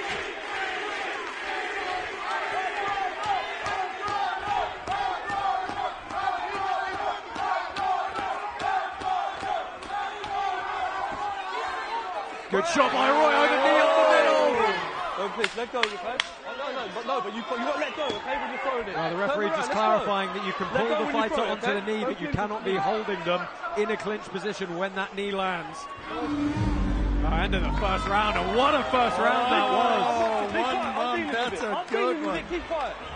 I tell you what, Arroyo ate the sole of the foot there. If it had been the heel, that would have been night-night. Yep. Man, they both had great moments. Front kick. I hope. Oh no, it's just spinning. Oh yeah, you're right. If that would have been a heel 2 inches further, I would love to see that front kick also that Arroyo was throwing. Ooh. Oh, that could have sealed the deal right there. Oh this my is God. the front kick I think is going to come out.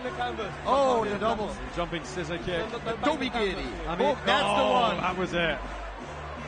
Straight up the middle. They both rocked each other. Wow, what a next 6 minutes we're in for. But guys, Arroyo seems much bigger than really Acevedo. Much bigger. And it's out of the skill, right? He weighted in a little lower. Yeah, he was 3 or 4 pounds heavier, but that's that looks like more than 3 or 4 pounds. Exactly. Round 2. Maybe he's got really thick legs. Yeah, I'm going to assume the density of Acevedo. Muscle weighs more, so. So, straight back at it, Arroyo with the center of the pit here. He starts playing around, get inside his head. Acevedo is making fun a little bit here and there. Well, nice hook kick off the back end. Oh! He wanted to show he can do it too. I mean, that was very fast. Man, does he look like Arroyo, like Tom Selleck a little bit, right? And he looks great so far in this bout. Oh, that's that kick again. Straight up the middle. Oh, teep to the body. It's a short right, though. Let's take that break. You know, it's a great strategy because Acevedo leans forward. So that straight kick is very handy.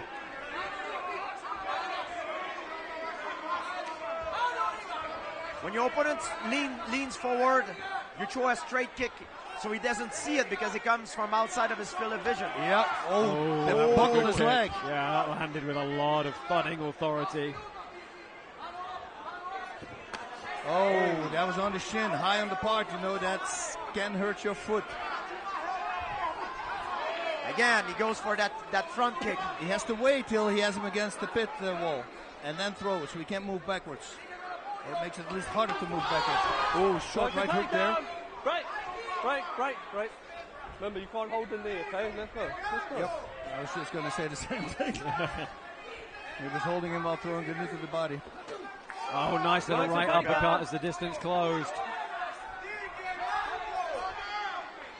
Just over a minute left in this second round. It's been a fantastic pace from these two heavyweights. Just the shots starting to come a bit too one at a time now from both these guys. Yeah, there's a respect. Both have been tagged, you know, and they know they have the power to knock each other out. So, yeah, throwing combinations can set you up if it's a little too wild. They're both great athletes, you know.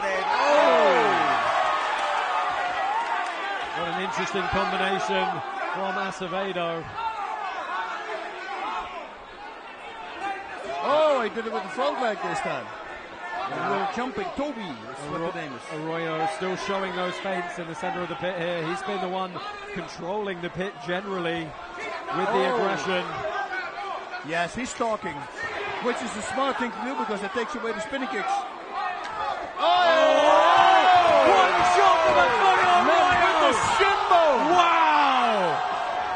And he bolts out of the pit to celebrate with the Brazilians. That just dropped wow! Gentlemen, this just dropped a real bad cold shower on the crowd because the Acevedo was one of their favorites. Wow, what a... Man, that was a full shin bone. Wow.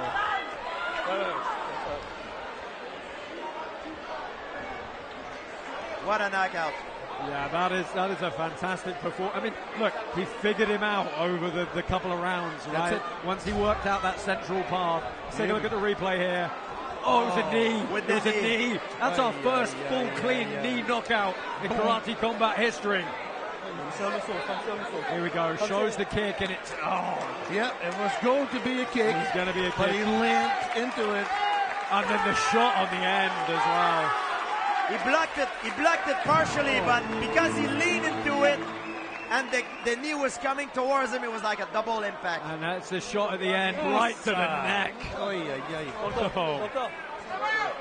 You get Bas Rutten wincing a little bit in the corner, you know you did some good work. Oh man, yeah, it makes me... Because it's scary power in these guys. I watched yesterday, I made a picture with Arroyo's mom. She came to me to make a picture, and Arroyo Wideway said to me, "Hey, that's my mother." I don't want to annoy that guy, so I hope you were very polite. I was. There he is celebrating. Oh, I hope Acevedo. Okay, he's back. He's getting back in the house. We need to have him back. Oh, absolutely, 100%. 100%. Because, man, animal. Sometimes you just zig when you should have zagged, and, you know. Yeah. In you come. Things go so fast. Let's go, let's announce it. Come in. In you come. Well, let's go ahead and get the official decision for this one. Your winner by knockout, Antonio Arroyo.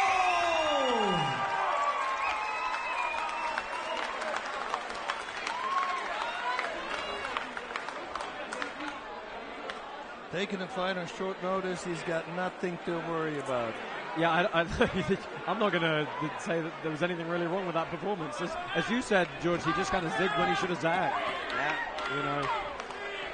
Well, let's go ahead and get a few words from our victor, Antonio Arroyo.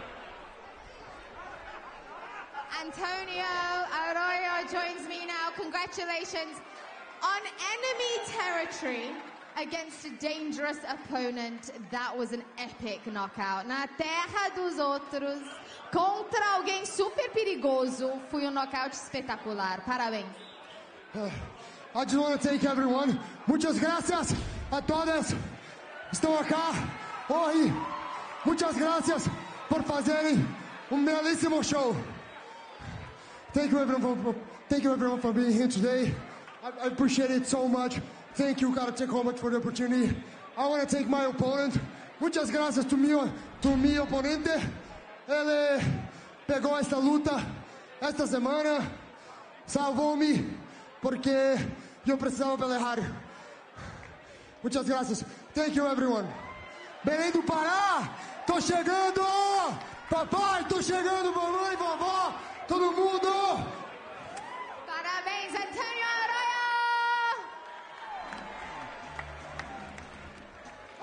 My friends, martial arts is so incredibly fascinating. It happens so quickly in real time that the artists actually are not using conscious thought. They automate the movements through training to allow their bodies to express it in the moments. We'll often say, he should have done this or he shouldn't have done that. But these moments, those moments of beautiful collision, were trained in the gym in the weeks and months and years leading up to this beautiful fight. I want to thank both those wonderful martial artists for that wonderful fight. Thank you, gentlemen. Yes, thank you very much, Mr. Robin Black. Wow, guys, both our heavyweight fights tonight have been absolutely fantastic. It's been insane. This sounds like it's Greece. In Greece, we had 7 fights and 55 minutes was the show. And this is really living up to it. I mean, everybody's going down. It's amazing. What an amazing night. It's a fast pace. It's a night for highlight reels. It's going to be a lot of highlight reels tonight. And guys, Antonio Arroyo, he looked really good there. Man, and the thing is this, the opponent comes really fast, and most of the time you have a little bit of a panic movement back, but he moved back so nice and relaxed. He knew exactly where he was. He read this distance, and especially after that spinning kick. And then when he came out in the second round, he says, hey, I can do 1-2. And he threw it, and it was fast as well. And it was, of course, it hit the air, but still, for a guy that big, it's to throw an athletic kick like that so fast, impressive, man, both these guys. This guy is such a great athlete. Now he's a karateka, but I'm sure he could be a good football player if you wanted to. He showcased an amazing athletic skills. Yeah, the athleticism was something he actually told us in the interview that he wanted to put to use. You know, he was hoping to run up the pit and that sort of thing, but hey, got the job done tonight, straight down the middle. Fantastic work from Antonio Arroyo. Coming up next, it is our co-main event. We're not going to dwell on it an awful lot because we've spoken about it fairly extensively already, but Deivis, Ferreras and Tim Ha, this is the last chance for the Dominicans to walk away with another win tonight. Oh, yes, and they've been doing very well tonight. Well, he had an exclusive, exciting training camp, he said. It was the best shape ever. The game plan is going to be simply controlling my wildness because he's so wild. He needs to tone it down. Last time when we saw him fight, he did so well because he controlled his emotions. Because, let me tell you, man, this guy is fast. He wants to go by a second round knockout, and it's going to be with his right hand. That's his prediction. Yeah, and his opponent, Tim Ha, this is his first fight with us since 2021, so eager to get back to it. Yeah, he's eager to get back, but he was on vacation when he received the call, so he started training in Mexico when he was on vacation. He said he thinks it's going to make him stronger. He knows that his opponent got a great timing, so he want to try to offset his rhythm by doing a lot of fakes and feints. Yeah, super excited to see this clash of styles. This is Deivis Ferreras and Tim Ha. Deivis Ferreras from the Dominican Republic and Tim Ha from the Czech Republic. Mi nombre es Deivis Ferreras, soy de República Dominicana. Deivis Ferreras is one of the OGs of karate combat. He's a little wild. He makes the fight sometimes like a coin toss. But when a punch lands, that's big trouble. When Deivis enters the pit, there's no fight which doesn't go viral. He never had a boring fight. Esta pelea es muy importante para mí, ya que vengo de una pelea perdida. Bueno, voy a pelear este fin de semana contra Tim Ha. tiene una sola pelea. Yo sé que Tim Ha es un peleador aguerrido. Tim Ha, who we signed despite the fact that he didn't win his first fight. He made such an impression to us that we said, okay, we're going to need that guy back. He showed an excellent performance, and he's a very tough opponent. I'm Tim Ha, and I'm from Czech Republic. His nickname is Beat Force. Nice left hand from Tim Ha. I feel more confident. I think I have more power in my punches. Wow, big power. Both fighters have knockout power. Bueno, mi pelea, como siempre, van a ser sumamente explosiva. I'm going to show my ninja skills inside the pit. Nosotros tenemos un plan de trabajo para eso. Bueno, entiendo que la presión del público será la mejor vibra para mí. When I enter the pit, I'm going to show you my aggressiveness, and you will enjoy it. En el momento de la pelea, sale la rabia.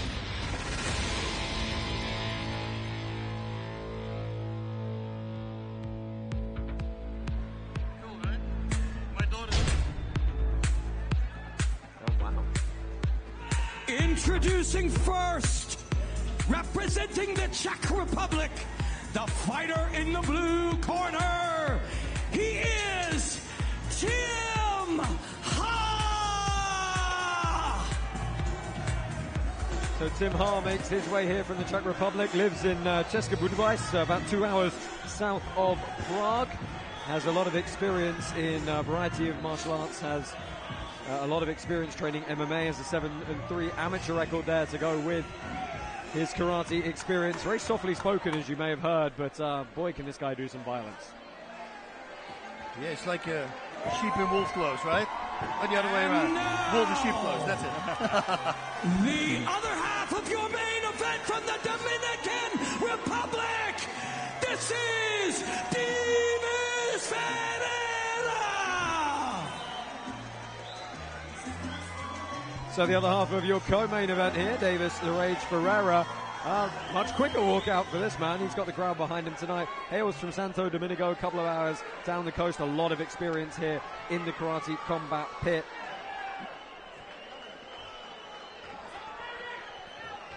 He is, of course, though, coming off that unanimous decision loss to Mitchell Thorpe. Karate Combat 40. Tape for this one, 26 years old, Tim Ha. Extremely good performance last time out.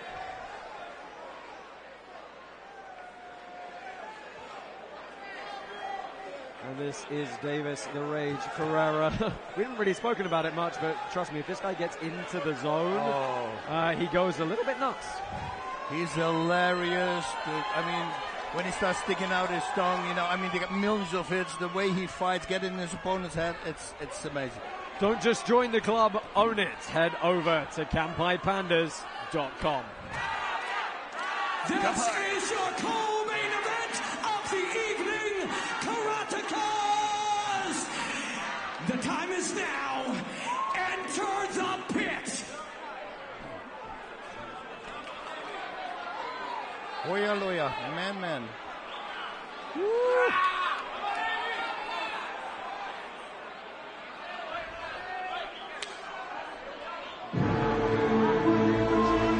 No touch the gloves, and immediately Tim Ha with a huge leg kick to drop Deivis Ferreras, who tries to tie him up here. Big ground and pound early. Stop. He's done enough to slow That's the hammer fist. No the hammer man from the Czech Republic down. Ready? Deivis Ferreras, the 59% favorite according to our token holders here. And again, big right hand, a big right leg, sorry. Oh, throwing with reckless abandon. And that one lands. Tim Ha circles out. But that's it. He's got to watch out. He said he needs to control his emotions. Yeah, might not be the smartest way to fight for him. I do not understand how someone who is that softly spoken can be that aggressive. Ferreras loves chaos. That's what he wants. He loves it. That's when he performs at his best. When the fight becomes some kind of a coin toss. Man, Arroyo setting up the left kick. Well, Tim Ha, center of the pit here. They throw again as Ferreras closes. And Tim Ha bundles him down to the wall. Stop, stop, stop, stop, stop. Ha told us in the pre-fight interview he expected to have a big advantage in the clinch due to his mixed martial arts work.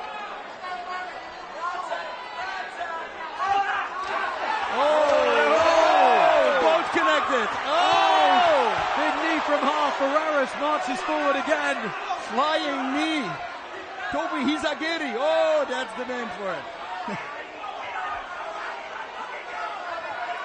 If that would have gone to the head, that would have probably worked. Exactly. Yeah, he had his hands down. Both staying in the pocket. Good short shots. I mean, they got a bit wild when they're in there, but boy, is it fun to watch. Rockasakam. Well, that landed from Ferreras. He tagged him. He tagged him. Oh, nice. Spinning axe kick just misses. Ha is relentless coming forward here.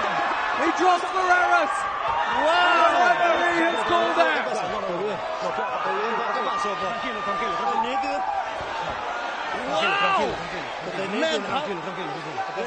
Well, Deivis Ferreras is protesting, but Tim Ha was absolutely not letting him up.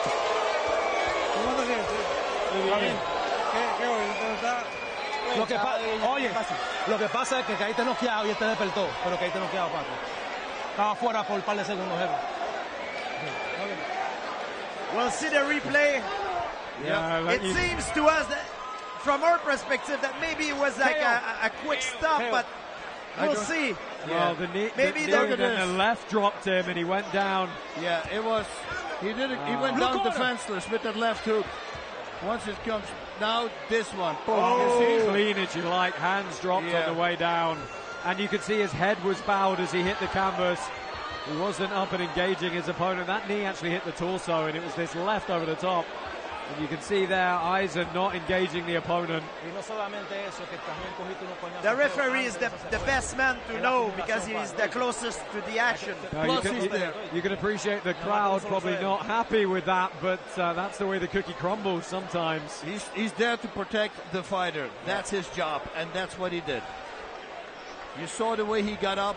He was wobbly on his feet. Yes, his heart wants to fight, I understand, but it can give him more damage. So it's a hard one, man, for a fighter, but unfortunately, save him for another day.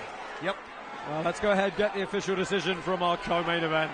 Maybe it will make a good rematch. Who knows? Maybe. Your winner by technical knockout, Chelmiah.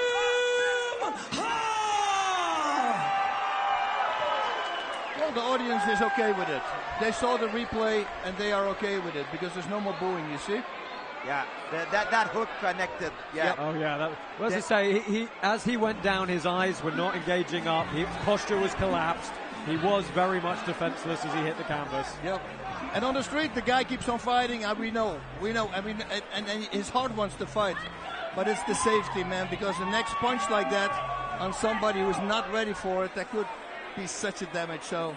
Again, he's there to protect the safety of the fighter. Let's hear what Tim Ha has to say. He is pitside with Layla. Tim Ha joins me now. Now, there was zero feeling out period. You said you wanted this to be technical and delicate. You just ran straight in there. That was intensity at its finest. Yeah, Deivis was a little bit wild, so I have to be wild as well. So he made me this. Was the game plan thrown out the window, or did you still manage to strategize in there? My coach told me I should KO him because he's at home. He has audience here. They can influence.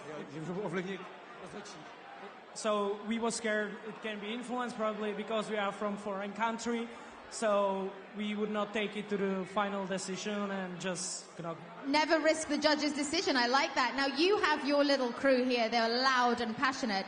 But, of course, this enemy territory with a lot of noise against you. How did it feel in there, hearing them cheer your opponent? Can you repeat it? the place. I know. I wasn't under pressure, if you ask, so I feel great. Thank you. Well done. Congratulations, ladies and gentlemen. Tim Ha.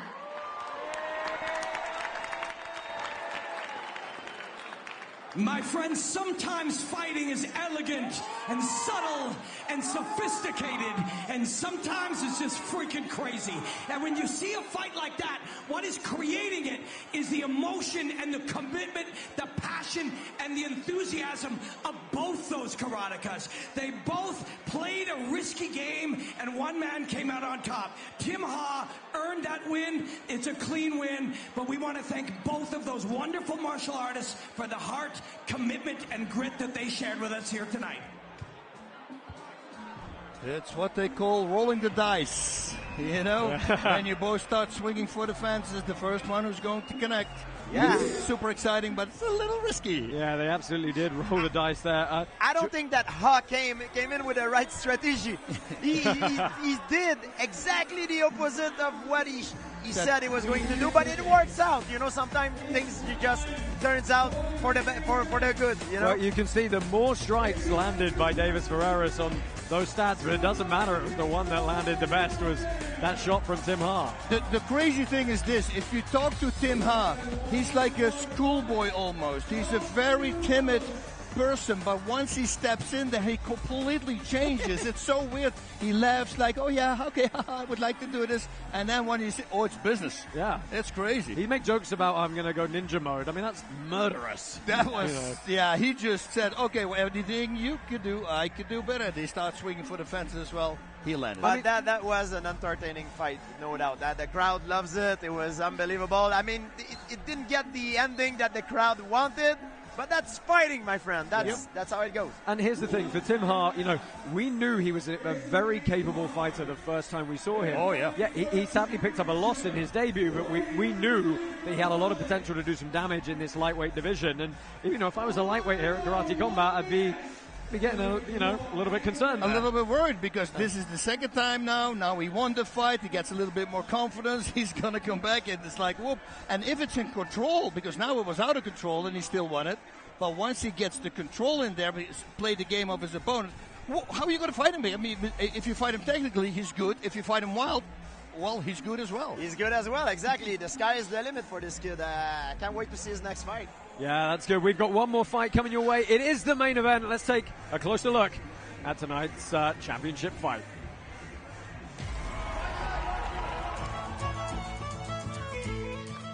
My name is Eoghan Chelmiah, and I'm the reigning Bantamweight Karate Combat World Champion. My work ethic is to train hard, maintain focus, and stay disciplined, and I believe that makes champions. I think all the fighters in the Bantamweight division in Karate Combat are good, but they're all beatable, including myself. No one's invincible. I just prepare as hard as I can to make sure I'm number one, getting my hand raised every time. I just strive to push myself in everything I do. Just more running, more cardio, more sparring. I just up it every camp, and it hasn't failed me so far. Chelmiah connects, drops him, keeps going. Got it. That is over. The belt beyond the line doesn't change my mindset. I'm in there to finish fights, and I'm not there to win on decision. I'm there to knock them out.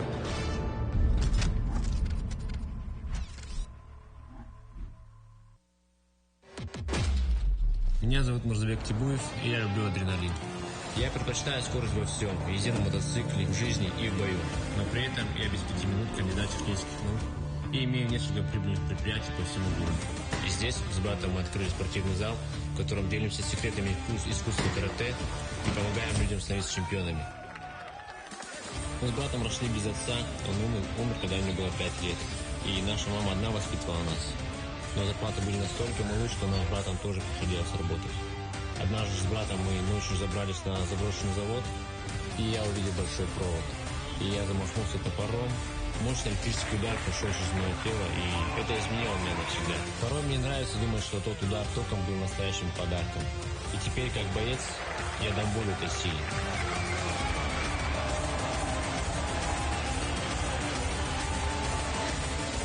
Свидетелями, которые станут все. Это королевская сила.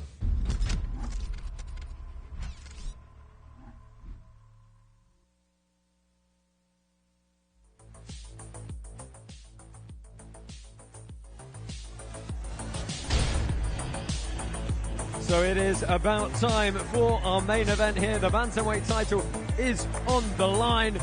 Bas, let's start with our champion, Owen Chelmiah. He is undefeated coming into this one, 5-0. Really was a firecracker out of the gate in this division. Came in as a debutant, blew everybody away, and has had some very good title defenses since. And it's amazing. We've been talking about him the whole night. You know, he doesn't have any training partners. He just works the pads, hits the back, hits tires, as you see, runs. Maybe with the cows he does a little bit. I have no clue what he does, but he's got the fighting spirit. He's that Irish guy. I mean, he said, I'm going to push the fight. I'm going to break him because I feel that I can break him in the later rounds and then go for a finish.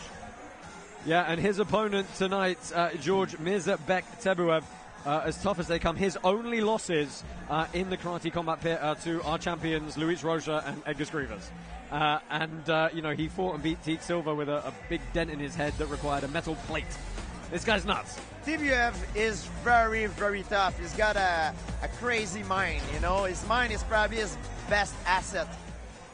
He believes his best chance to win is to fight his opponent from the outside because he thinks Chelmiah does not have a good in and out footwork. So he's going to take advantage of the fact that he has a better outside fighting game. So we'll see. Yeah, this is a very interesting clash of styles. Owen Chelmiah, he said over and over again, you know, wanted to change a little bit how he comes forward predictably. We haven't quite seen that yet. Not yet. Every time he says it, but hey, who knows? We're going to see it right now. If he looked at the fight Edgar Skrivers versus Tebuev, he's going to say, yeah, I got to watch out because if I come forward, only forward, he might be picked apart. Then again, the pressure that Skrivers put on Tebuev also broke him, and that is the thing he wants to go for, I think. He really wants to break him in the later rounds. Well, let's go ahead and get some more pre-fight analysis. Mr. Robin Black, what do you have for us, sir? My friends, a fight is something so much more than simply punches and kicks.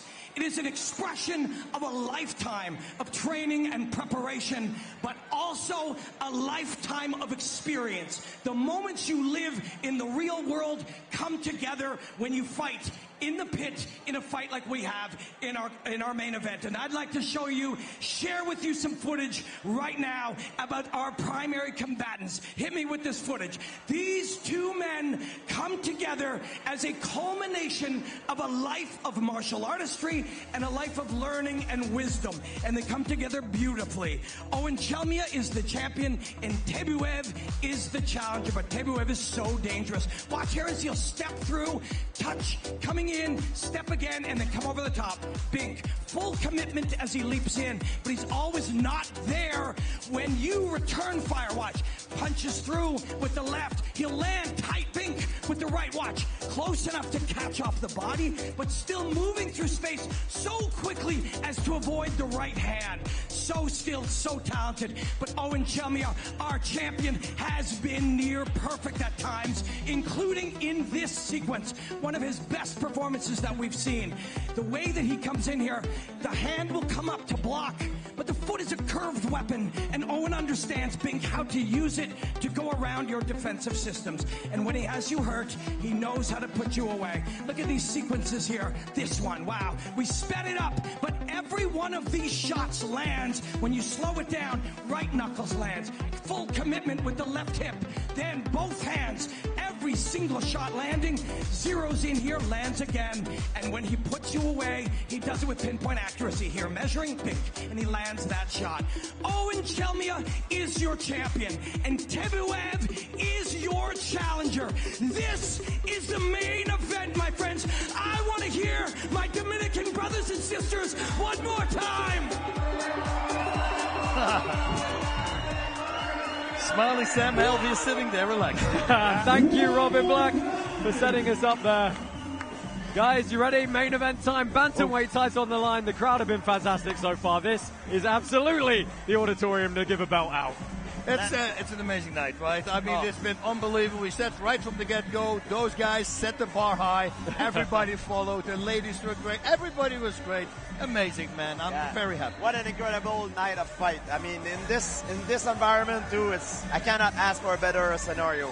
Well, let's go ahead and do the thing. Main event time. Owen Chelmiah, Myrza-Bek Tebuev, Bantamweight title. Let's go! Woo!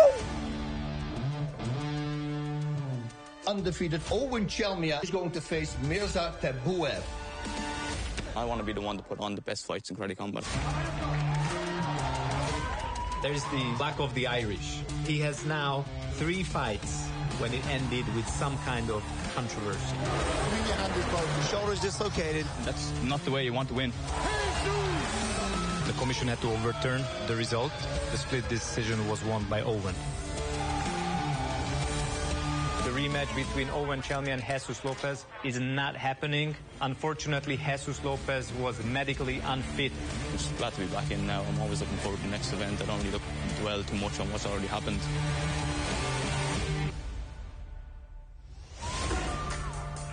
Меня зовут Мyrza-Bek Tebuev. В 2020 году я сменил весовую категорию. Теперь я выступаю в легчайшей категории. Я успел провести один успешный бой против бразильца Тикасил. He's one of the toughest fighters in the division. He got hit by Tate Silva with a cross to the head, which actually put a burst in his skull. But he went on, just kept on fighting, and he won the match. Долгое время заняло восстановление, операция. И у меня был долгий простой.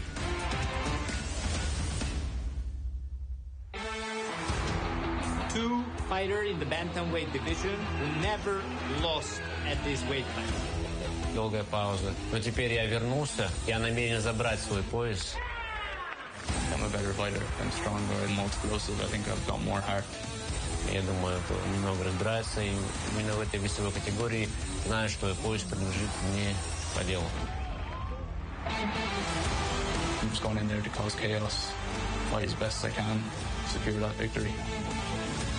Я заберу свой пояс и нокаутирую своего соперника. Just breaking him up.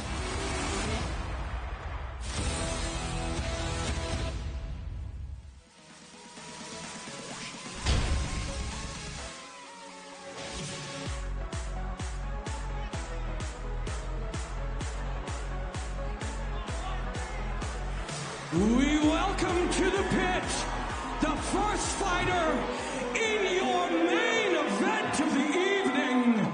He is representing Russia. Please welcome Myrza-Bek Tebuev.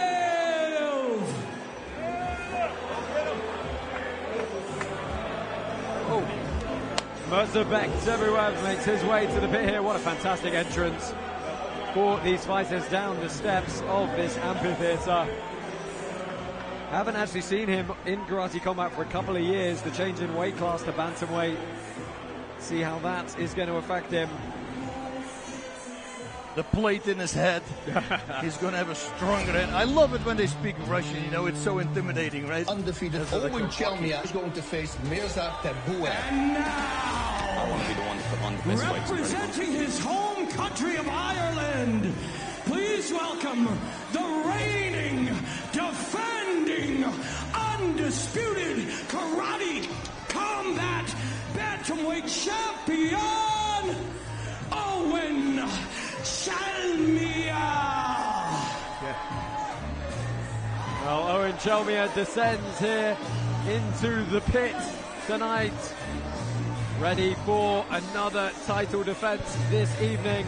He is looking to go 6-0, and you can see the karate combat token holders are heavily favoriting our Irish champion tonight. He is very, very aggressive. Yeah, he said he's worked a lot on just touching and moving, ending with accuracy, throwing with a lot of volume, not power. But we've seen before, you know, that's his intention, and he gets sucked into this constant forward movement. Deivis Ferreras proved that tonight. He was going to control his emotions. As soon as he started swinging, boom, everybody started. He, though, Chelmiah, he's a special human being, man. I mean, he's got the heart of a lion. Never stops. I mean, he's an extremely smart man as well. He's a PhD research student in engineering as well, on top of all his exploits in competitive karate. And he got the golden belt. Tape for this one. Challenger, Myrza-Bek Tebuev, the king, 32 years old. Really good record here in karate combat. As we mentioned, those two losses are to our lightweight champions, Luis Rocha and Edgar Scrivas. So top tier in this division for the challenger. And I just heard something. And this is the champion, Owen Chelmiah. You see he's got the gold belt and also tonight the golden gloves. That's what I heard. Weighing in just under the 135 mark. Very, very calm on both these gentlemen. Karate Combat 41 is powered by Hedera.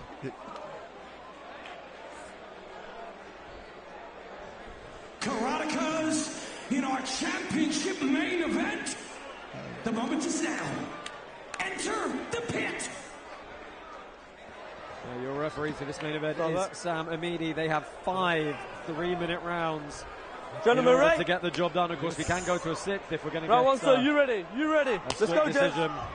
Here we go. No touch of gloves, straight to the middle we come. Good kick up the midsection to start from Tebuev. Chelmiah said he had to be careful not to overcommit and open himself up for the counter-punching of the Russian. Right. No, but don't clinch the knee, okay? Let's go. Go takedown. Right. Let's go. Hold on, do this. Let's go. Sam is awesome. Oh, kick over the top. Where the takedown? Where the takedown? Matrix style. Duck it. Lovely trip. Stop. Up. Beautiful. That's a cleaner Sotogari there. Watch your heads. Watch your heads, doing a really good job of getting his head in beautiful position every time they clinch as well, getting up underneath his opponent to off-balance him.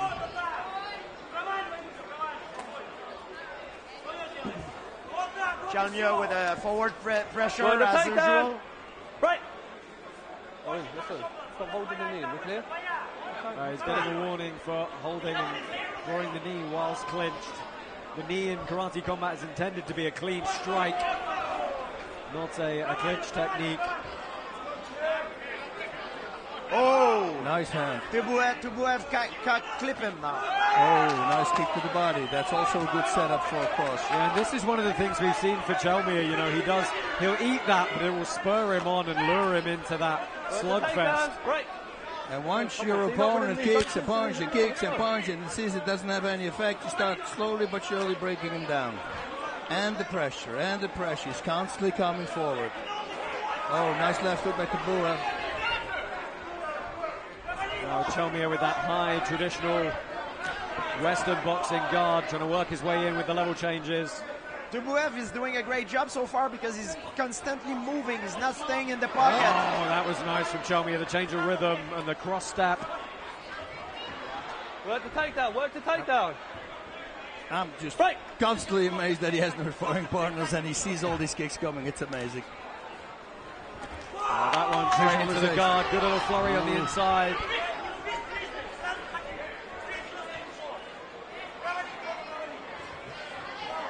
Double jab. And this is the forward aggression we expect, but that's a nice combo. Answered back. With a smirk on his face, he's answering. Look at that, they're both guarding and bobbing in to try and get the position. 14 seconds left in the opening stanza. Work the takedown. And constantly, like Chelmiah, you think he's off balance, but he's right away in balance again, right? It's crazy. Chelmiah is doing a great job now penetrating in, but doesn't cause any damage. Really good technical first round from both competitors here. Both landing a few shots here and there. Chelmiah with that one good takedown as well. I'm impressed by Tebuev. He showcased great footwork. He tagged him a few times. I haven't seen nobody who could do that to Chelmiah so far. I mean, it's a premiere. Yeah, that's like what I was talking about in the beginning. He did that to Edgar Scrivas as well. Number 11 UFC welterweight in the world in the house tonight. Ian Machado, Gary. Two future champions there. Yeah, supporting his fellow Irish fighter Owen Chelmiah this evening, I'm sure. Let's go.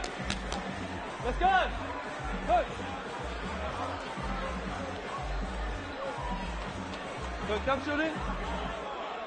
Round 2, you ready, sir? You ready? Let's go. And there we go again. Woohoo! Yeah, Tebuev is really interesting. Switching over the top. That's a question mark kick. That was nice.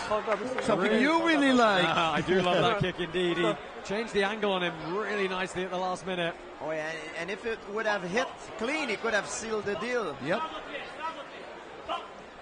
Chelmiah pressing forward again, and he boxes Tebuev in. Lands a nice couple of short shots. And this is what he said he'd do, was accuracy and volume, not necessarily power. And what he also did, he gives him an opening in the corner, and then when he moves to his left hand, he gives him a left hook. It's very smart. Oof. Ooh, careful not to duck into that one. And he has to, because once you give break. space and you don't move, then he can start kicking around, and man, boy, can he kick. So if you press him constantly, you're shutting down the kicking game. Yeah, we haven't seen a whole lot of that from him. We've seen a couple go up top, though.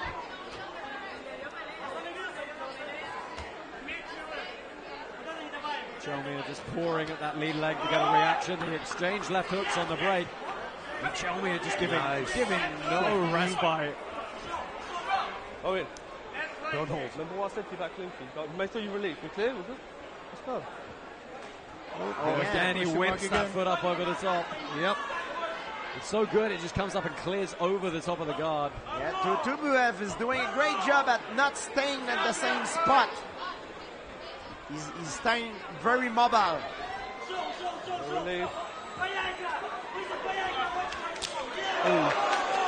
Tebuev lands a good thudding body kick again. Oh, liver shot! Oh, wow, a spinning back kick to the liver. Has crowned a new champion in the Bantamweight division. Wow. It was that T effect, you know, took 2 seconds to realize. He tried to come back up and the toxic shot suddenly hit him. It's when you breathe in and you connect with the kick, you get connected, that's it.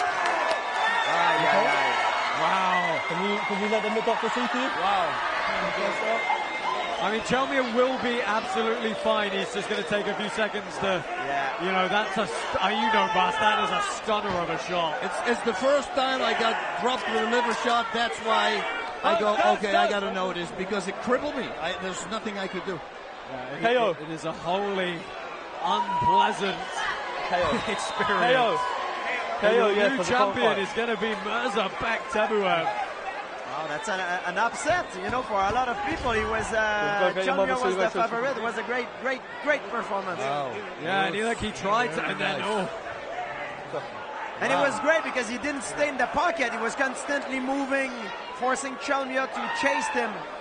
And he set up a perfect spinning back kick. Yep. I mean, if you're not familiar with combat sports, that's going to look a little bit funny to you, but you know, you watch any good liver shot, the delayed reaction of a few seconds is just something profound. Yeah, it looked like it's set up. It's a delay reaction. It's really what it is. When you get hit in the liver, it's delayed. The pain comes after when you inhale. And you could see on his face just the grimace for a second when it's the worst. And you want to get up, but you can't. That was the thing, you know, with me also. It hurts so much. It paralyzes you. That was beautifully executed. Wow. Well, let's go ahead and crown our new Bantamweight champion. Come in. Your winner by knockout and new Karate Combat Bantamweight champion of the world, Myrza-Bek Tebuev. Wow, what a night we had. What a finish this is. The first spinning kick to the back kick, to the liver. Yeah. Which finishes with a knockout, which wraps it up. It's amazing. I mean, wow, the heel digging in there. Oh, I can only imagine. What a night of highlight reel, you know? Like, all these fights were so spectacular. Yeah, our main card, we had 5 fights and 5 knockouts. It was amazing. It was the most craziest thing ever. I mean, well, look, I'm sure we'll recap those in a bit when we wrap the show up, but let's go ahead and get some words from our new champion with Layla. Firstly, this in the interview. You know I needed it. Поздравляю! Congratulations! Хочу сказать, прежде всего, эта победа только от Всевышнего. Также хочу поблагодарить всех своих друзей, свою маму, своих тренеров и, конечно, моего брата и моих друзей. I would like to say that this victory comes straight from the God. I would like to thank all my family, all my friends, my supporters, my fans, my brother. Now, ahead of this fight, you said that you felt that your opponent doesn't manage distance well and that distance was the most important thing for you. Then an absolutely beautiful liver shot that crumbled him on a delay. It was perfect. Did you foresee that shot? Ты предвидел этот удар по дистанцию? So мы говорили по дистанцию. Ты предвидел, что так закончится бой? Этого предвидеть никто не может. На это только рассчитывают, надеются. И только некоторым удается это осуществить. Nobody can purely 100% predict that. But only few ones can make this happen. And now, of course, you are the Bantamweight World Champion here at Karate Combat. What does that mean for your future? Что значит для тебя быть чемпионом Karate Combat? Ты сейчас чемпион мира. Что это для тебя значит? Большую часть своей жизни я провел в кимоно. Этот путь для меня вся моя жизнь. И вот я достиг вершины этого пути. Я самый счастливый человек на этой земле. А сколько лет ты провел в кимоно? I spent all of my life wearing gi. My whole entire life. I went through everything. And now I am on the top of my path, on the top of a mountain. I am the happiest man on the earth. Поздравляю, congratulations, your new Bantamweight World Champion, Myrza-Bek Tebuev.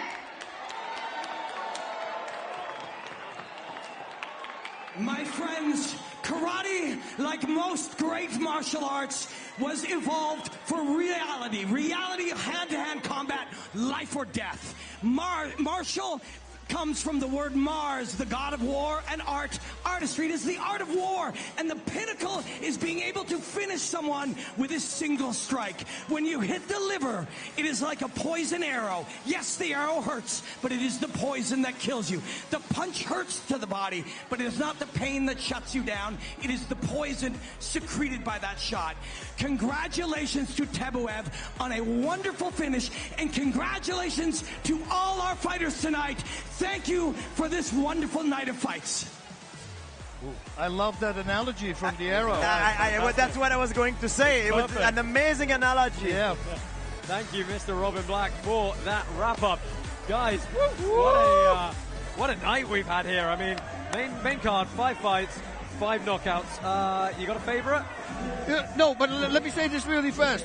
The outdoor event in Greece was also all knockouts, so maybe we should do more outdoors. Yeah, everything outdoors. No, I can't. You can't pick a favorite. I'm on Arroyo. Everything was so exciting. It's very hard to pick the best one. Even our prelims, everything was good from the start to the end. It was amazing. I would say, though, this knockout was kind of the most technical one, straight out of the pipe. Absolutely. And it's also because that's what you need with a sparring partner. Because if you never experienced it, it's coming straight back. It was clean. It was with the heel on the body. Very technical. Really good knockout. George, I think you've had a great time here tonight. We had a great time, and what an ending. I like underdogs, it's fun. You know what I mean? And when things that happen that are not expected, it makes the sport great, Yeah, thank you to all the fighters who put on such a fantastic show for us here this evening. Altos de Chavon in La Romana, you guys have been absolutely fantastic. Great showing from our Dominican fighters here tonight as well. Karate Combat is going to be back very shortly. Trust me, it's not going to be long. We're going to see you again soon. From myself, Josh Palmer, Bas Rutten, George St. Pierre, Leila Machado, Gary, and Robin Black, we will see you next time. Us.